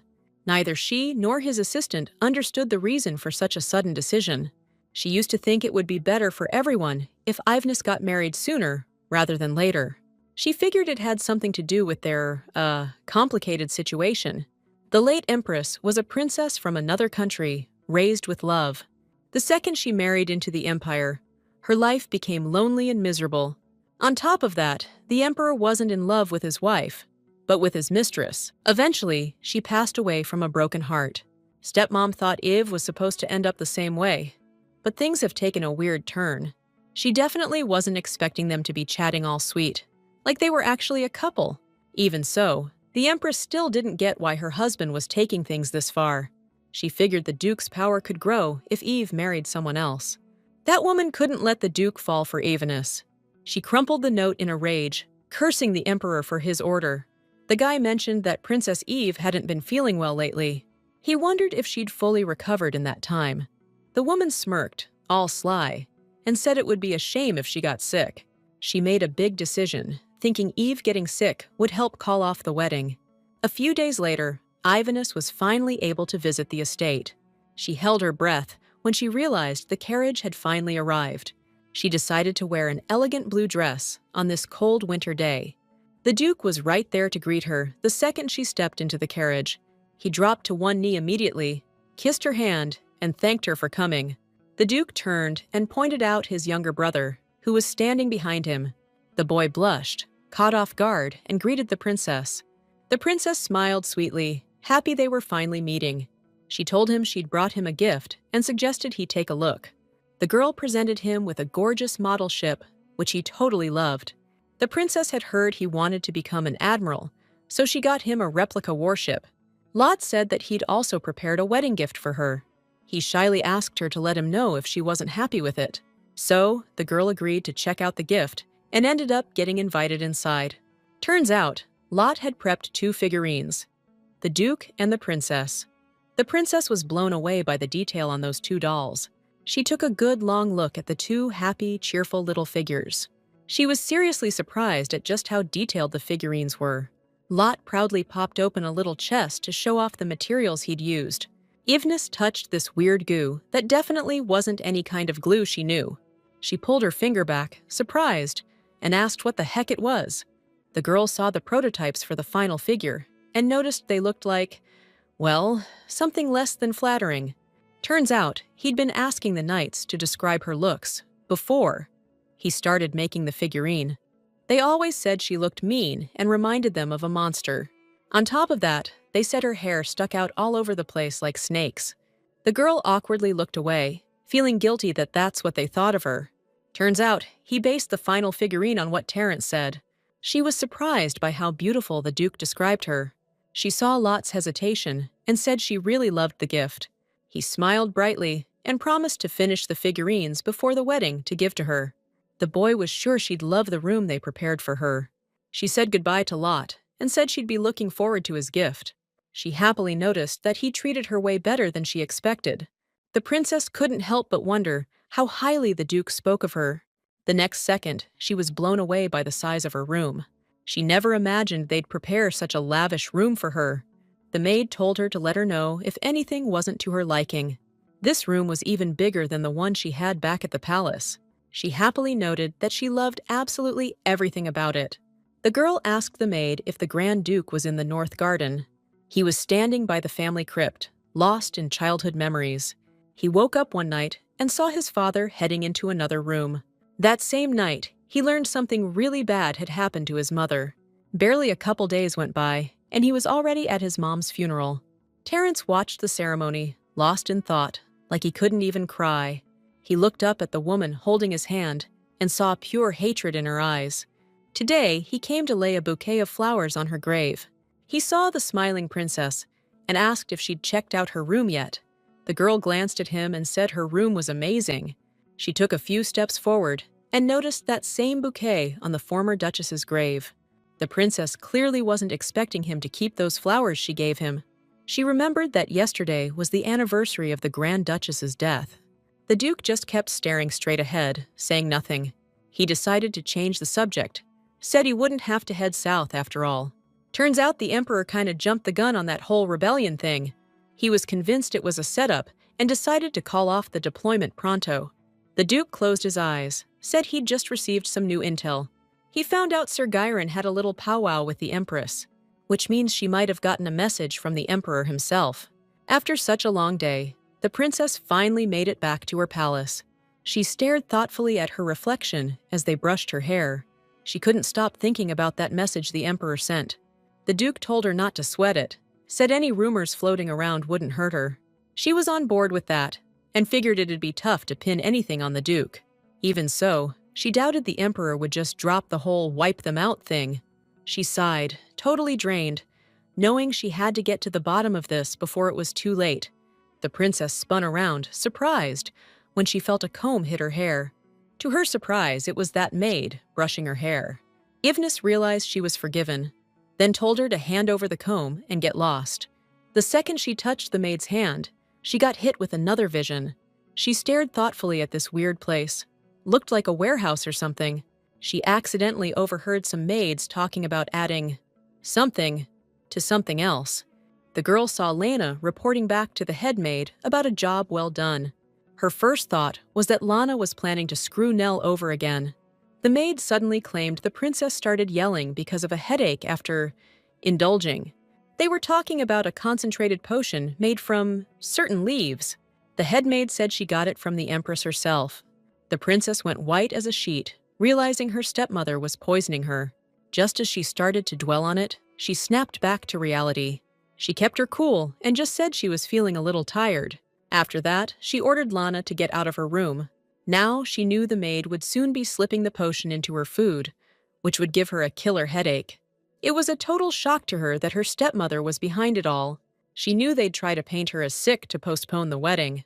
The princess briefly considered banishing Lana to another palace. She immediately dismissed the idea, knowing it wouldn't solve anything. Besides, she realized Lana was her key to seeing the future. After that, she asked Nell if she'd summoned Sir Sheldon. The maid replied that she had, and also invited the Grand Duke to come this afternoon. The girl thanked the servant for doing a good job. The princess turned around when she heard a familiar man's voice. Michael Sheldon greeted Princess Ivness with respect. The girl warmly invited him to sit across from her. The guy followed her lead and cut right to the chase, asking why he'd been summoned. She held out a necklace to him, saying she'd give it to him in exchange for a favor. Michael raised his eyebrows, all suspicious, and asked where she got it. She mentally cheered at his furious expression and said she'd found it again. It was worth it, because she held the Sorrel family heirloom in her hands. In the novel, Ivness tossed it into the pond right in front of Sorrel. After that, she ordered the servants to find it, which pissed a lot of people off. The princess decided to find him and use him to get what she wanted. Michael Sheldon looked away, annoyed, and asked what she wanted from him. After a short pause, she revealed that one of her maids had a suspicious potion. The guy just stared at the princess, like he was trying to figure out what she was getting at. Ivness just straight up said someone's gonna try to poison her before the wedding. She knew who was behind it, but was worried about blowing the whole thing before she had solid proof. Eve asked him to get the knights ready for her whenever she needed them. The guy didn't hesitate, just agreed, and said he'd help her out. The princess told him not to investigate this openly, to avoid stirring up a hornet's nest. She insisted he keep it on the down low until she gave the word. The guy calmly promised he'd follow her orders to the letter. The next second, the princess turned around and saw someone new. Duke Terrence was standing there, holding a beautiful bouquet. She couldn't figure out why he'd shown up early. Ivness tried to play it cool, just pointing out he was ahead of schedule. He said he couldn't stand the thought of her waiting, then glanced at Michael. As soon as their eyes met, the knight decided it was time to bounce. He hurried past Terrence, catching a heavy glare as he went. The guy icily remarked that she had an appointment before him. The princess replied that she needed to ask something of both him and Sheldon. Then she asked if he still had any Arcania crystals. She asked to borrow one of those stones for something important. To her surprise, he just offered her a deal in exchange for the crystal. The princess held her breath, seeing that dangerous look in his eyes. He leaned in close, out of nowhere, and demanded she tell him Michael Sheldon's weakness. The guy was hinting at that whole thing when she promised to keep the red brick secret. The princess couldn't reveal Michael and Sorrel's vulnerability. She didn't want him meddling and screwing up the original storyline. In the end, she decided to refuse this guy's help. The man was so bummed and ticked off, he actually scowled. The princess tensed up, not understanding why he looked so serious. In the original story, Terrence never tried to take him down using that weakness. She tried to explain that the information just wasn't that important. The girl clutched her chest, saying she wasn't keeping the secret because of feelings for Michael. The Duke repeated her words thoughtfully, then asked why she needed the crystal. She waited for him to sit down at the table and told him about the Emperor's plans. Ivness filled him in on her vision and that dangerous potion. She said she was planning to turn the tables by faking an illness. That way, she hoped to trap Lana and her accomplice. She was certain they'd meet at the warehouse if she got sick. The girl wanted to pretend she'd fallen into their trap while setting one of her own. The Duke smiled and said he'd send the crystal through her maid. He told her to take care of herself and reminded her about her promise regarding her abilities. The girl promised everything would be all right and headed to her room.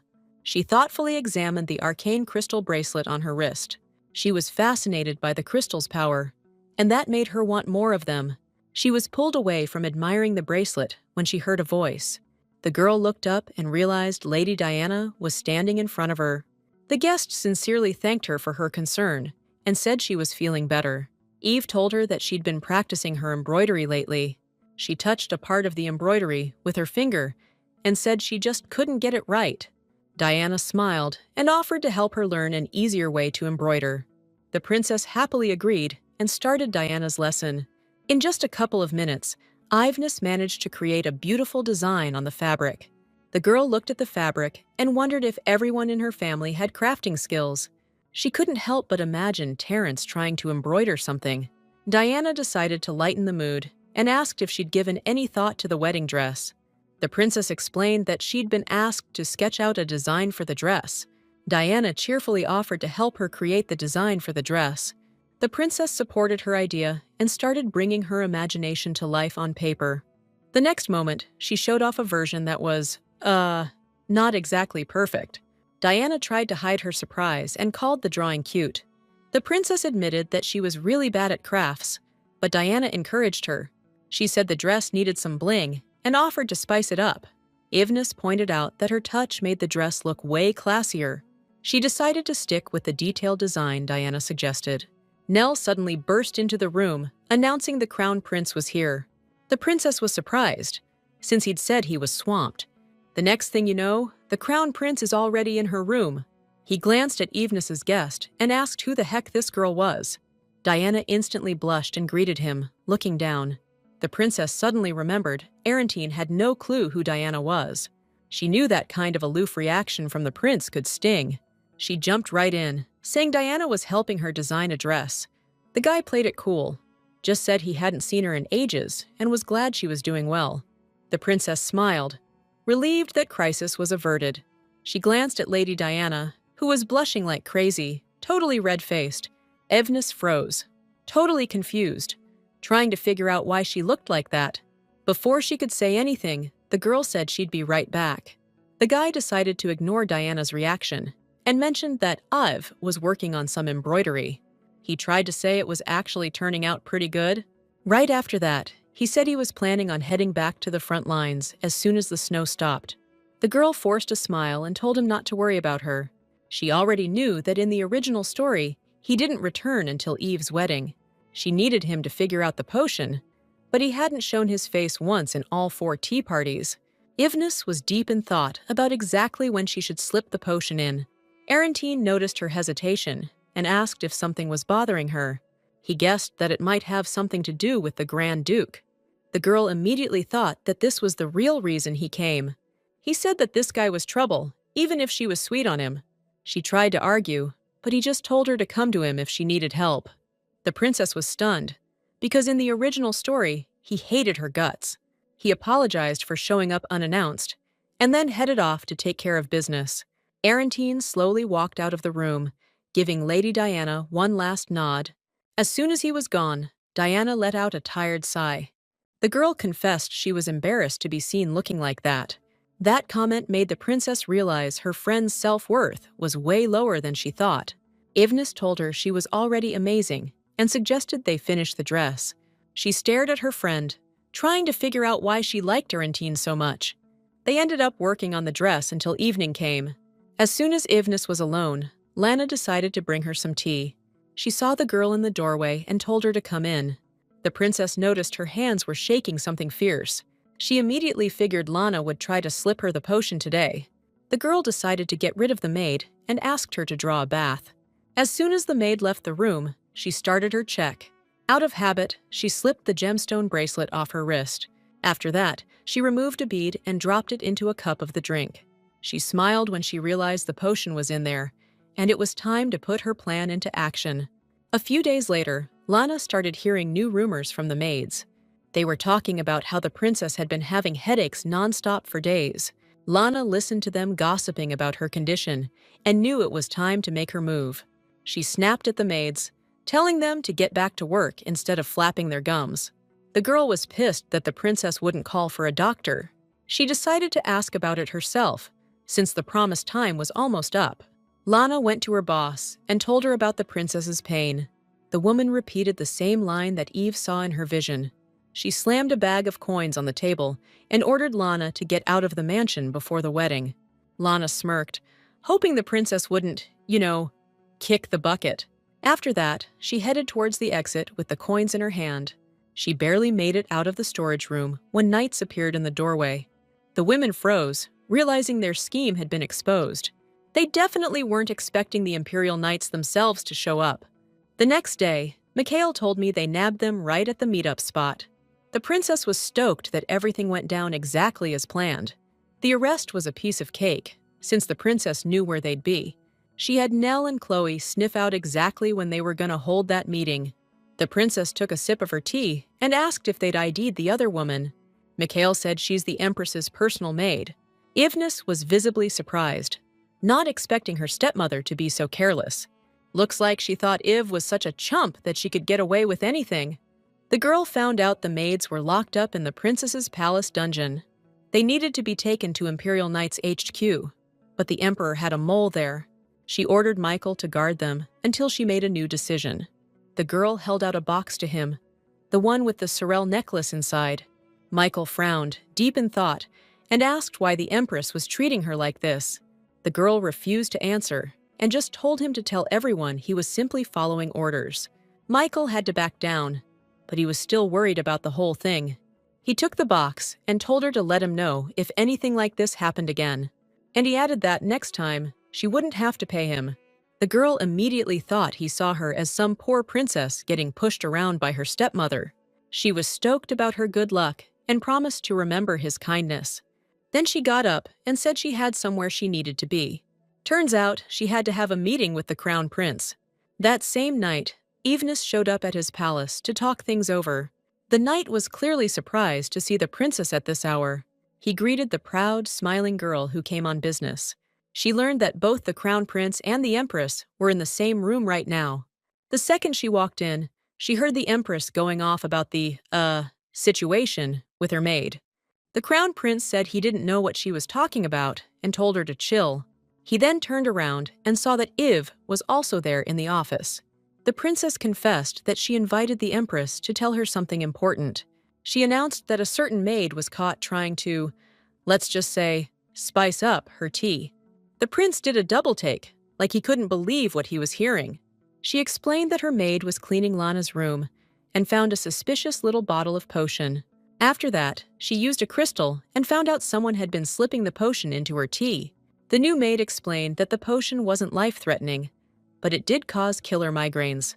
Ivnis faked being sick and ordered Lana to be watched until she was discovered in the pantry. The maid sensed something was off and decided to call the knights.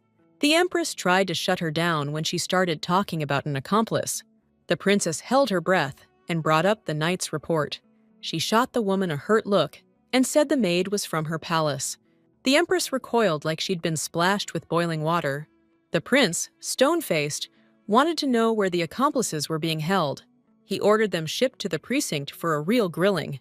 The empress was so blindsided, she couldn't even get a word out. The prince turned to the woman and asked for the green light on an investigation. He pressed her, wanting to know if there were any other players in the palace. The woman immediately pushed back, saying there wasn't a shred of evidence against the maid. She refused to believe the knights, even though they delivered a full report. The princess smirked and said they'd get to the bottom of this before the emperor arrived. The woman tried to swallow her rage, realizing she was cornered. The princess figured this whole plan had popped up out of nowhere because of the emperor. She was stoked that the empress's prep work was such a joke. The prince said it was a damn shame this happened right before the wedding. He turned to Ivnis and told her to let him know if there was anything he could do for her. The princess happily closed her eyes and said she actually did have a favor to ask. She asked to stay in the Grand Temple until her wedding with the Duke. The empress blew a gasket, 'cause she was bringing it up again. She said she'd decided to spend some time in prayer at the monastery after what was said. The princess knew how tough the monks' lives were and wanted to stay at the main palace. Ivnis added that she'd definitely be totally safe there. The prince thought it was a smart idea and asked if she was sure that's what she wanted. She said it would be best if she just stayed put in the palace, quietly. Out of nowhere, Arantine announces she's off probation. He was betting the emperor would agree with him after dropping that bombshell. The empress froze, totally stunned, trying to figure out her next move. She stormed off, telling them to just do whatever they thought was best. The princess figured the empress wasn't interested in hearing anything else. She was still mulling it over when the prince started talking to her. He said he'd have his knights escort her if she was really heading to the main palace. The girl was surprised, since he'd said he was going back to the battlefield soon. He said that after everything that's happened, he can't just leave the capital unguarded. The princess was lost in thought, wondering how much this would change the course of history. She hoped everything would be all right, since he wasn't a major player in the grand scheme of things. The man glanced at his sister and told her to keep him in the loop if anything went down. He clenched his fist, saying he hadn't been around much, but he wouldn't leave her hanging. Arantine pressed a hand to his chest and earnestly asked her to trust him on this. The princess couldn't believe she was actually hearing all of this. She thought he hated and avoided Eve, but she never really tried to get where he was coming from. She smiled, realizing he actually cared about her like a brother should. The girl smiled genuinely and decided she would put more faith in him. That same day, she got ready to head over to the temple. The temple attendant greeted her and showed her to the residence where she'd be staying. They'd prepped a spot near the Lastan temple where her wedding would take place. In 5 days, the holy day of Lastan begins, and they'll light the lanterns around the temple. The girl promised she'd think about it and thanked her for her consideration. The holy day of Lastan was held in honor of the god of love. On this day, everyone lit lanterns, and lovers made vows and kept them together. She asked where she needed to go to visit the shrine of the god of craftsmanship. Once she got the info she needed, she decided to head there. She had more than one reason for wanting to get into the palace. There was something she needed to snag from the shrine of the god of craftsmanship before the festival. She dumped all her worries on the maids and decided to take a stroll. The air around the estate was nice at first, but now a biting winter wind was slapping her in the face. She didn't realize where she'd wandered off to at first, just kind of drifted around the grounds. She looked up and realized she'd stopped at the Lastan temple. The princess couldn't help but remember, this was where they hung the lanterns. They symbolized your intention to spend your whole life with just one person. She muttered to herself that it had nothing to do with her. No sooner had she said that than her necklace started glowing real weird. Iveness clutched at her throat after seeing that strange flash. She glanced down at the necklace and figured it was just static electricity. She blamed the dry winter air and put the necklace back on. She definitely wasn't expecting to run into someone she knew right then. The princess didn't even realize how Sir Sheldon ended up next to her. He said he was there to protect her, along with the emperor's escort. Iveness was surprised to realize the Arantine knights were stationed there with the palace guard. She couldn't help but think about his commander, Gayran, who wasn't exactly her biggest fan. Eve wondered if it was because the commander had turned his back on him after what happened yesterday. She was taken aback when he gave her a completely unexpected answer. He said he had to make sure the princess was safe, so she shouldn't worry. Michael said he was just doing his duty and didn't care if some people didn't like him. She said, kinda shy, that she appreciated his sudden compliments. After a short pause, he asked if she'd heard the news. Turns out Princess Sorrel and Prince Bilos are coming back from the war. Bilos seems nice, but he's actually a cruel and wicked dude. For some reason, the Emperor's got a soft spot for Bilos, so he knew about the plot to off Eve. Bilos wasn't shocked by this. On the contrary, he was stoked. In the original story, he didn't even show up until after the wedding. Turns out, the Emperor said he could handle things himself and sent them to the capital. She immediately wondered if he knew about what went down yesterday. She also figured the Emperor might have known his wife was gonna fail. Eveness knew she needed to get ready for his arrival. She was convinced she had to make Sorel an ally. The princess planned to leverage Terence and Michael's infatuation with her. She wasn't sure if she could change Sorel's attitude after everything that had gone down. Even so, Sorel had always gravitated towards Ivness and could reciprocate her feelings. Meanwhile, the girl was already heading back to the palace. The next day, Ivness decided to host a tea party with the ladies. They thanked her for the invite, knowing how busy she was getting ready for the wedding. Ivnis thanked them in return for accepting her invitation. They asked how she was feeling, since the invitation mentioned something had happened. After talking with Mikhail, she sent out invitations to the society's big players. She figured they'd show up out of curiosity, but damn, they were quick about it. Guess they realized this could shake things up in the imperial palace. Eventually, she spilled the whole story, every last detail of what happened. She innocently hoped the truth would come out sooner rather than later. She knew they'd figure out it was the Empress who tried to take her out. They tried to be supportive, but their eyes told a different story. Now, all she could do was let the rumors spread like wildfire. At that moment, the last thing she expected was for the Grand Duke to show up. To her surprise, both his voice and his eyes showed real concern.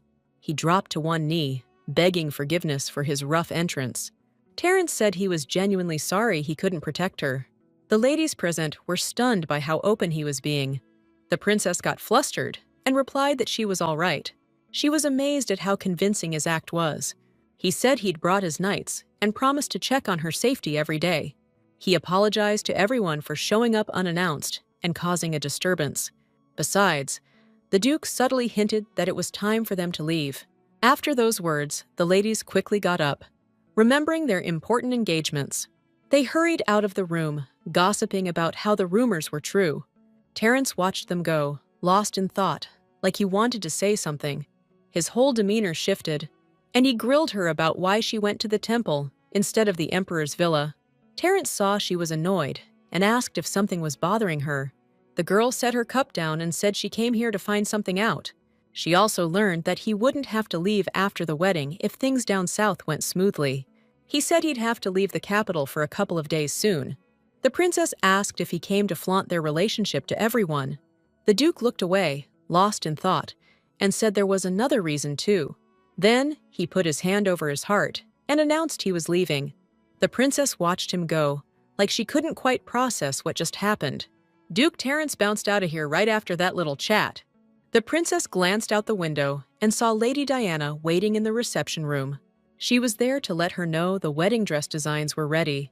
The princess practically sprinted to the meeting to check them out. Diana mentioned she saw a black cat, but it vanished in a flash. She said she'd heard about what went down recently and was glad she was okay. Oh, and she also brought a bunch of different wedding dress design options. The princess flipped through them, totally engrossed, and realized she loved them all. She noticed this kind of sad look on Lady Diana's face. The girl told Ivnes that Prince Belos and Sorrel had a major falling out.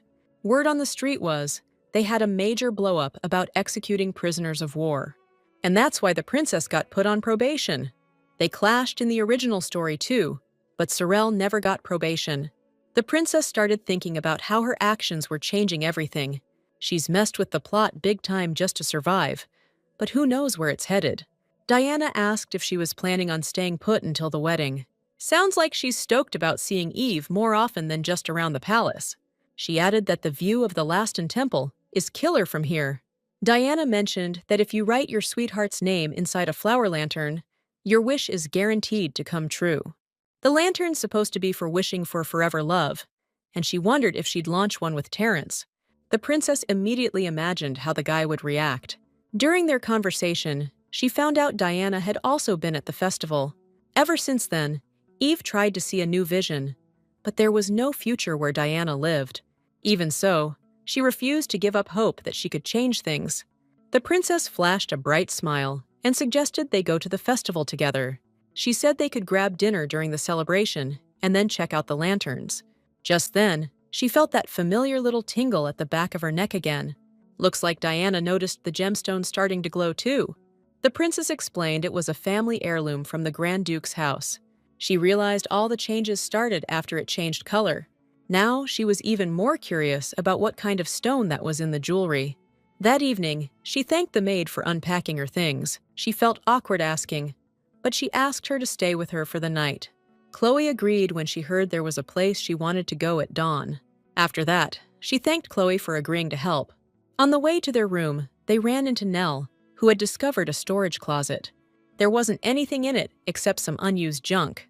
They decided to look around inside and found it was kind of cozy. Nell mentioned the closet even had an attic you could get to through a hatch. She offered to pull the cord from the ceiling to show them. After that, the hatch opened up, and they even lowered a ladder. Nell already checked it out, and it's full of old books and boxes of random stuff. The princess agreed that the storage room was definitely abandoned. Nell offered to clean it up, but Eve refused and said she wouldn't be using it.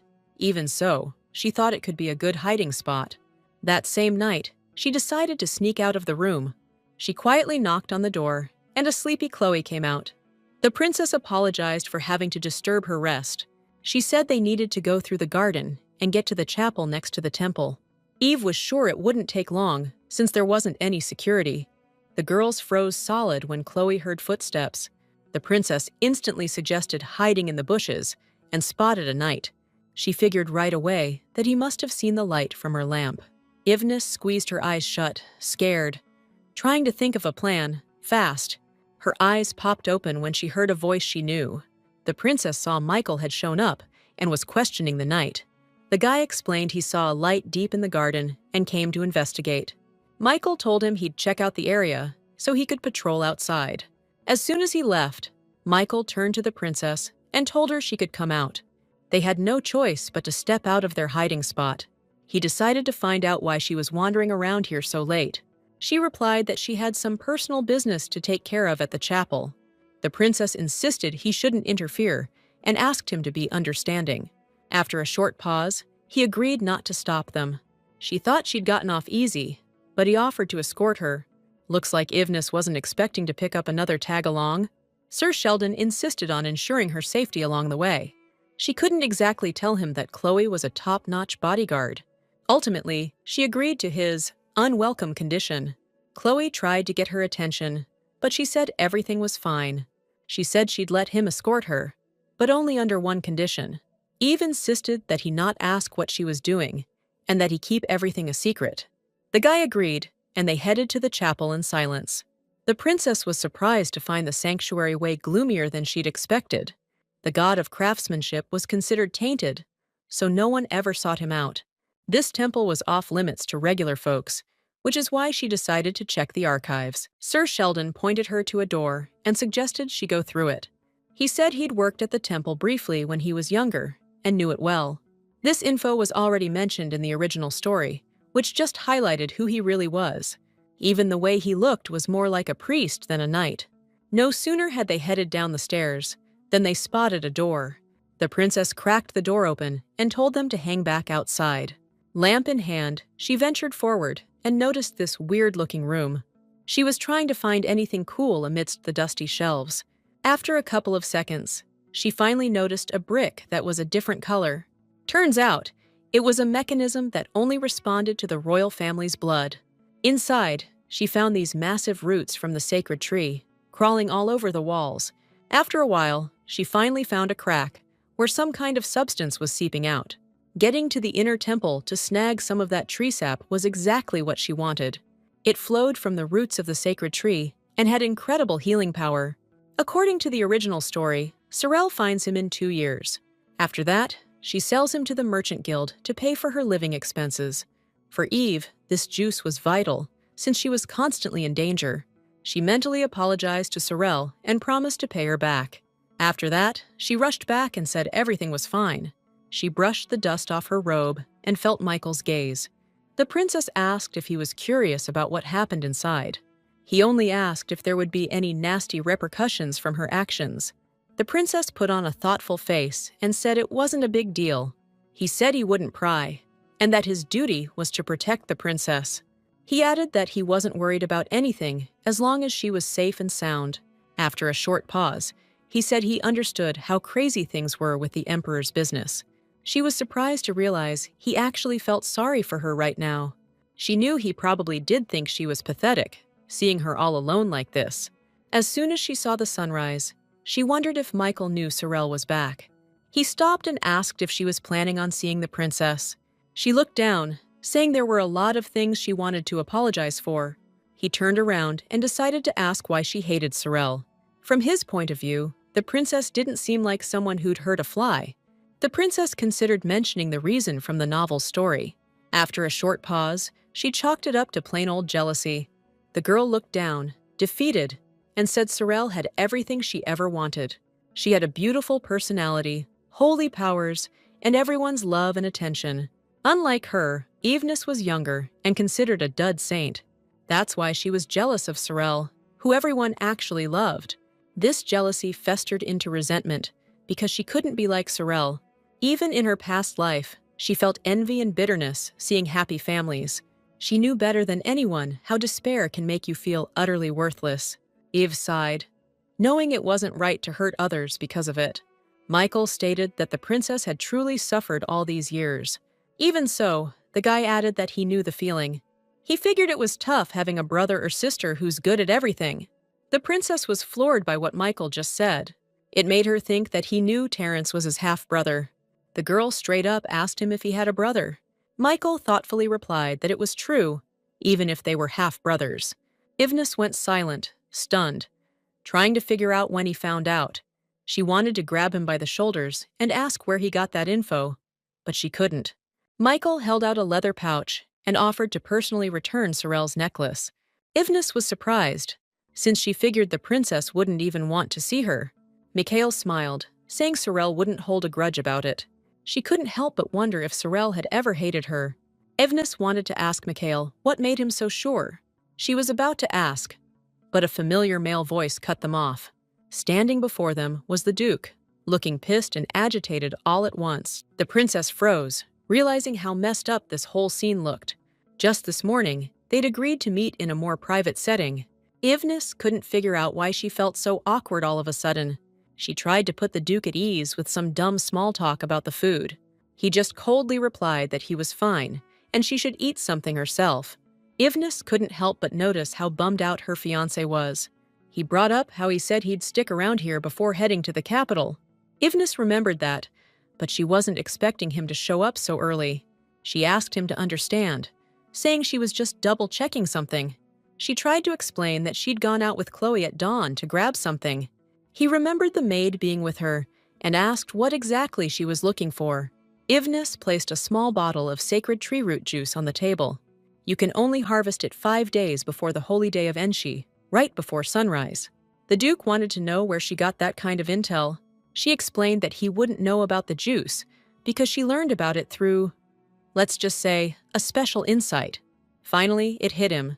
She wasn't here for a date, but for something serious. She added that's exactly why she was willing to go it alone.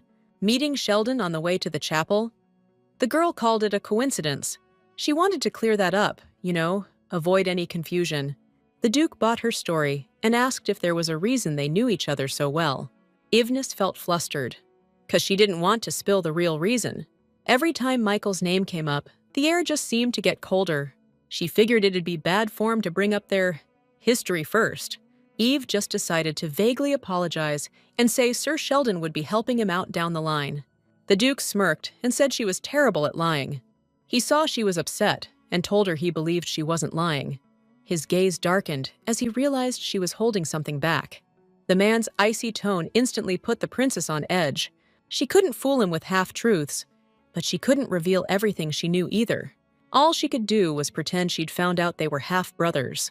She feigned sadness and said she didn't want to hurt him by talking about the vision.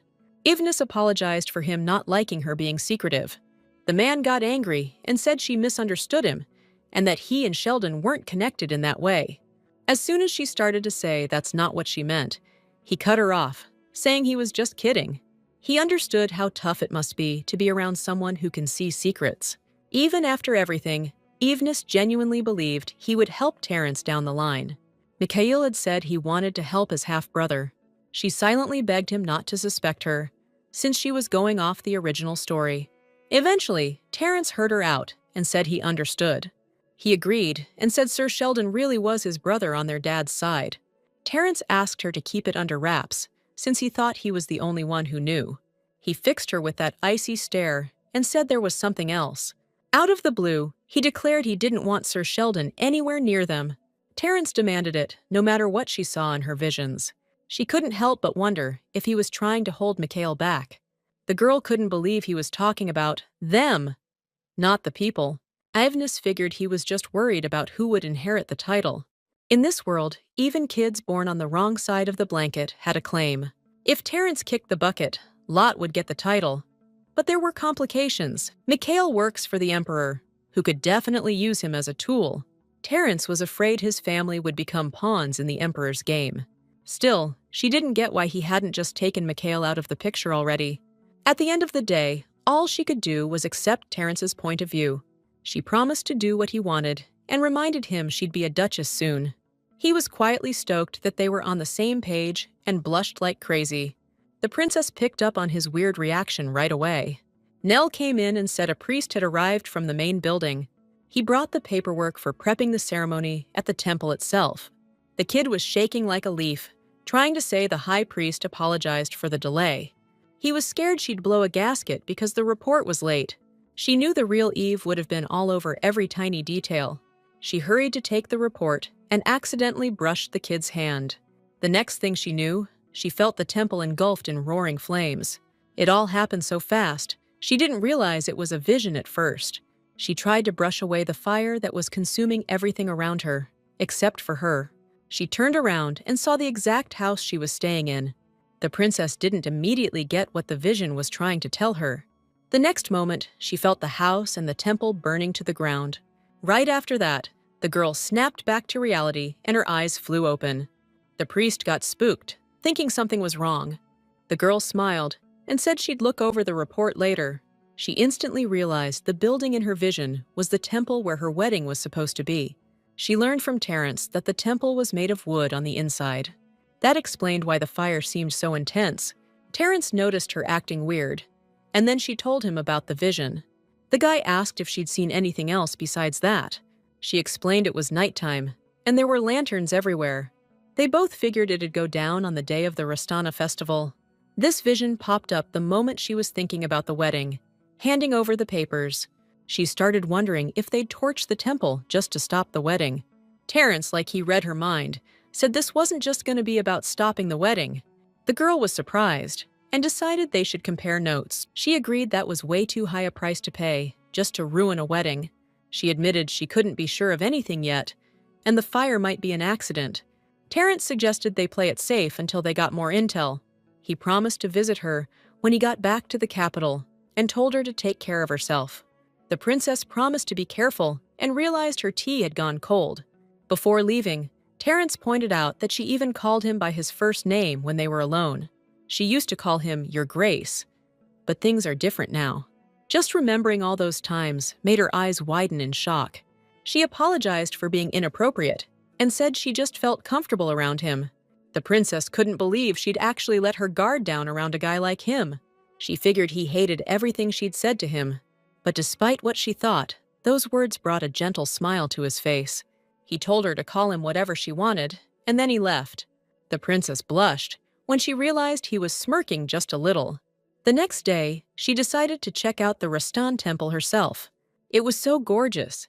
It was hard to believe it was made of wood. She couldn't believe a place like this was going to go up in flames. She found out they were planning on hanging lanterns inside the temple. She knew that would be the perfect setup for a fire to break out. She thanked her escort and decided she needed to dig a little deeper. The princess felt lost, trying to figure out how to stop the fire. It could only work if the fire looked like a total accident. She realized her only option was to try and catch the guy responsible.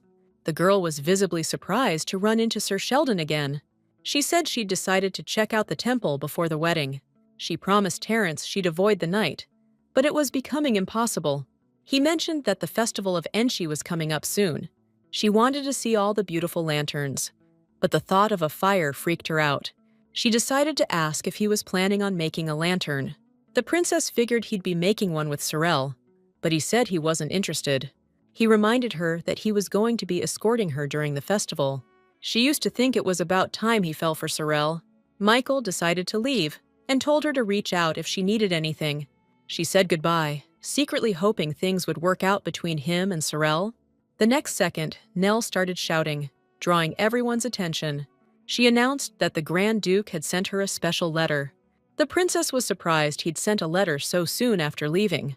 It said the situation in the south was resolved, and he'd be able to return to the Empire soon. He suggested they attend a party at Marquise Cornell's mansion together.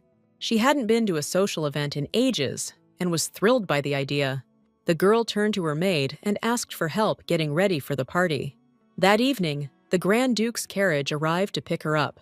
The man casually remarked that nothing had happened in the 2 days he'd been gone. The girl smiled and said that, luckily, nothing bad happened. She added that the Temple of Rastan still held her attention. The Duke said the problem in the south would be resolved soon, and he wouldn't have to go on the expedition. In addition to that, he reported to the Crown Prince that he'd be canceling that southern expedition. The Crown Prince replied that it would be tough to change the established plans, but he'd try. The princess was surprised that her brother agreed to get so involved in this. Terence suggested that the Crown Prince also noticed something fishy about the latest incident. They still haven't investigated the medicine and the maid's identity enough to confidently accuse the Empress. The prince was helping Terence stay in the Empire, which showed how serious he was. Terence clasped his hands and said that there was more news. Eve felt a chill in her chest when she heard her father was coming back to the Empire. She decided to double-check if Bilos and Sorel were heading here too. Those two got sent out before we even knew what the Empress was up to. The Emperor's supposed to be back in the Empire in a week, 10 days max. Ivnis started freaking out, thinking the whole storyline could get messed up. She was having doubts about whether she could handle this, whether she could trust her visions completely. Terence touched her hand and told her she had no reason to worry her pretty little head. He added that the Empress wouldn't do anything rash right away. The princess blushed when she realized he was trying to comfort her. Terence said the party was going to be a real zoo and suggested she chill out while she could. The princess quietly agreed, noticing how warm his hands were. Even with his support, she still felt this weird, uneasy feeling. Meanwhile, Bilos was heading straight for the celebration.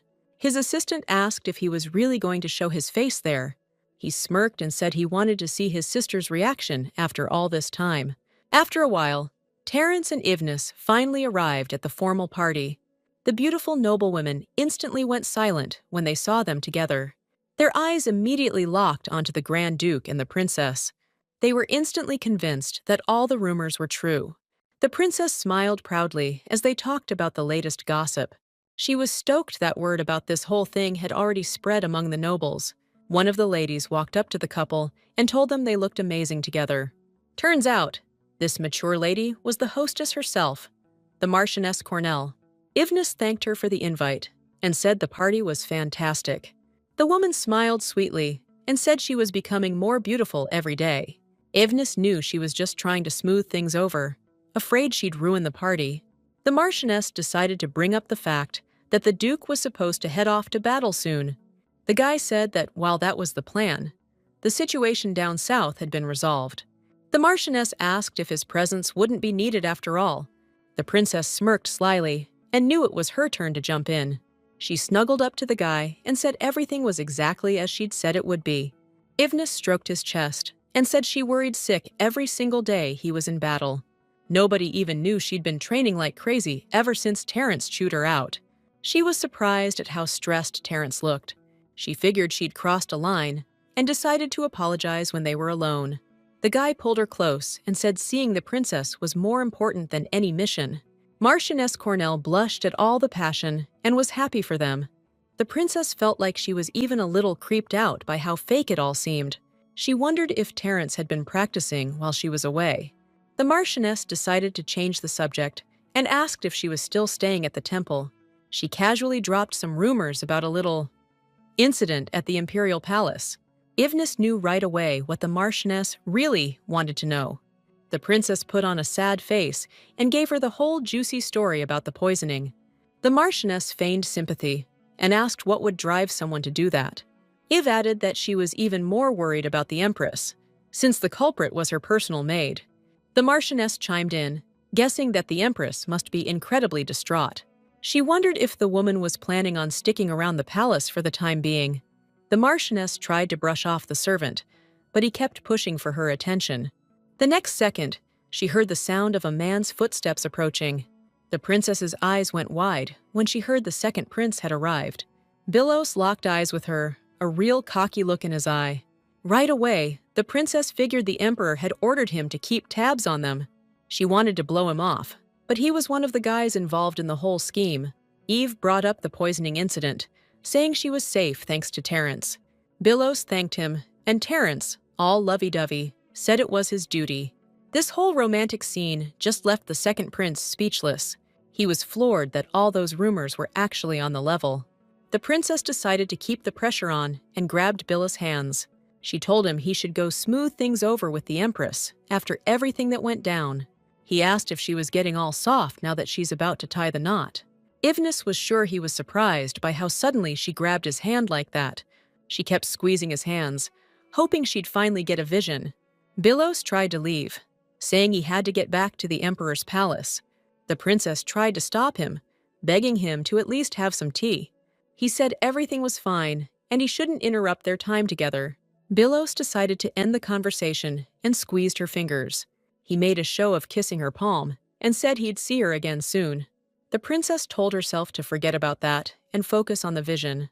A second later, she finally managed to slip into that vision state. Once again, she watched the temple of Rastan go up in flames. The girl knew it. She'd foreseen the day the temple would go up in flames. She figured it had happened during the festival too. The princess froze when she spotted that shady-looking dude in the robe. She clocked the priest get up right away, figured he was some kind of holy man. But something felt off. Like, why was he so chill watching the fire? The guy was slowly backing away from the temple, constantly looking over his shoulder. Ivnis realized he was heading straight for the building where she was staying. He struck a match, tossed it, and bam!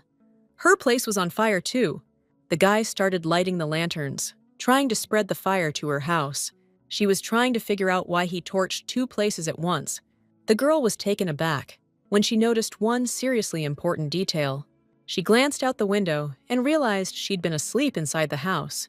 Chloe and Nell weren't around, and she was weirded out that she hadn't woken up. Besides that, there weren't any knights patrolling the area around the building, like they were supposed to. Even though it was just a vision, she felt like her whole body was on fire. She felt a deep dread, like she was staring death right in the face. All she could do was watch as everything around her burned to the ground. As soon as the glass shattered, giving her a clear view into the room, her jaw dropped. The next thing she knew, she snapped back to reality. Bilos noticed her confusion and gripped her shoulders to keep her from falling. The girl said everything was cool and apologized for keeping him waiting. The guy just calmly said goodbye and that they'd see each other soon. Eve felt that tension again when she remembered everything she'd seen. She was convinced Bilos was behind all those fires. The girl went to the room with the Duke and said that Bilos was the one who started the fire. The Duke said it didn't seem like something he'd do to stop the wedding. The princess felt like he'd make it look like an accident to off her. Her brother sent her to the temple based on his personal feelings and assigned his knights to her. They figured that way everyone would forget about what happened with her stepmom. The princess knew that after the temple fire, all the servants would flock somewhere else. What also struck her as weird was that she was asleep in the vision, and nobody came into her room. He figured she might have been dosed with some kind of sleeping incense. Ivnis remembered that it was common practice to burn incense in the temple, just like at her place. The Duke thought Bilos could have slipped some knockout incense into the censer. The princess hadn't even considered that they might use something like that on her. Her hands started shaking when she realized she could have kicked the bucket if it wasn't for the vision. Terrence noticed her sadness and asked if she was doing all right. The princess snapped out of it right away and lied, saying she was fine. She felt genuine fear of death, but she still couldn't give up. She promised herself she'd never die according to their little scheme and would survive to the bitter end. Eve was going to play possum, pretend she was knocked out by the sleeping incense. On top of that, she had a potion ready to go if things went south. Terrence shot up, all worked up, and reminded her what he'd already said. The princess held her breath, totally clueless what he was going to do next. He gripped her shoulders tight and told her she couldn't just recklessly throw herself into danger like that. The Duke, his head full of worry, said he couldn't stand the thought of her getting hurt. Meanwhile, Bilos had just arrived at the imperial palace. The second his underling opened his mouth, "Bam!" He got a smack across the face. He yelled at him, demanding to know if he was even capable of handling the job. The guy lowered his eyes, feeling like crap, and apologized for screwing up. Bilos plopped into the chair, fuming that he'd been outsmarted by a ditz like Ivnis. But on top of that, there was an even bigger problem hanging over their heads. He got even angrier and said the Grand Duke was onto his father's scheme. Ivnis's cocky attitude made it clear she knew about it too. Bilos was sure the Grand Duke was the one who spilled the beans to her. Still, he couldn't figure out why he'd suddenly decide to tell her all this. His guess was the Duke wanted to get her on the side of someone she didn't get along with. He probably figured he could get something out of that spoiled imperial princess. Bilos sneered, saying he'd finally get rid of his sister this time. Sir Garin replied that the Emperor ordered him to deal with the Empress's situation. Bilos glared daggers at him, asking if he was talking back. Garin accepted his fate, bowed, and begged for forgiveness. He asked Bilos how he planned to get rid of the princess. He learned that he was going to set fire to the house where Eve would be sleeping. The second prince figured the Duke wouldn't care if she lived or died. He waved his hand and ordered them not to interfere, saying he'd handle it himself. Bilos couldn't help but remember kissing her hand and saying they'd meet again soon. He smirked wickedly, saying he didn't think he'd be able to keep that promise. Meanwhile, Ivnis was counting down the days to the treacherous festival. She was still mulling over the Duke's words, the ones that showed he cared. Back then, he used to say a lot of things that you could mistake for caring. She was so unused to hearing people worry about her, it was hard to believe. Being an orphan, she'd never heard words of concern before. She figured Terrence's worry probably had something to do with her abilities. The girl was bracing herself for the day he'd fall for Sorel. Even though they'd become friends during this time, the fact they were using each other hadn't changed. She decided she shouldn't let her emotions get involved or rely on anyone else. The next day, the girl finally found out her dress was almost ready. Diana showed her the wedding gown and said it was really taking shape. Ivnis was blown away that the dress had practically sprung to life from that sketch. Diana promised she'd add a couple more touches after he gives it the thumbs up. Seeing the wedding dress, Eve realized the wedding was only 2 weeks away. Diana gave the girl a surprised look when she thanked her. She was grateful for all the trouble Diana went through to make the dress. The princess smiled gently and promised she'd never forget it. Diana immediately blushed and told her not to say things like that. She looked away and said they'd be family real soon. Eve said she'd like to stay friends, secretly hoping she could find a cure. She'd been trying to get even the smallest hint the whole time, but couldn't. Diana brought some cookies into the room, and then they started having tea. Eve tried to spend as much time together as possible, hoping for a vision. They plopped down on the couch, ready to dig into some cookies. The princess was surprised, saying she'd never seen this kind of cookie before. She picked up a piece and realized it was a festival cookie. In the next instant, both girls agreed how incredibly delicious it was. The princess wondered if she should get Sorel a gift. Diana noticed her hesitation and said the festival starts in 2 days. The girl was super hyped and couldn't wait for it to get here. The princess agreed, not mentioning it might be her last. They started talking about making flower lanterns with the people they cared about. Eve doubted Terrence would even have time to make it.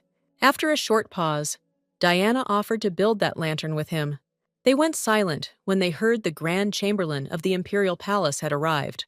The man entered the room and apologized for the unexpected visit. He said he came to deliver a message from the Crown Prince. He ordered that the Imperial Knights brought to the temple be brought to the Imperial Palace. The princess asked why he had given such an order. Turns out, Bilos showed up at the palace and said he didn't have enough knights. At that moment, the princess realized the grim prophecy was starting to come true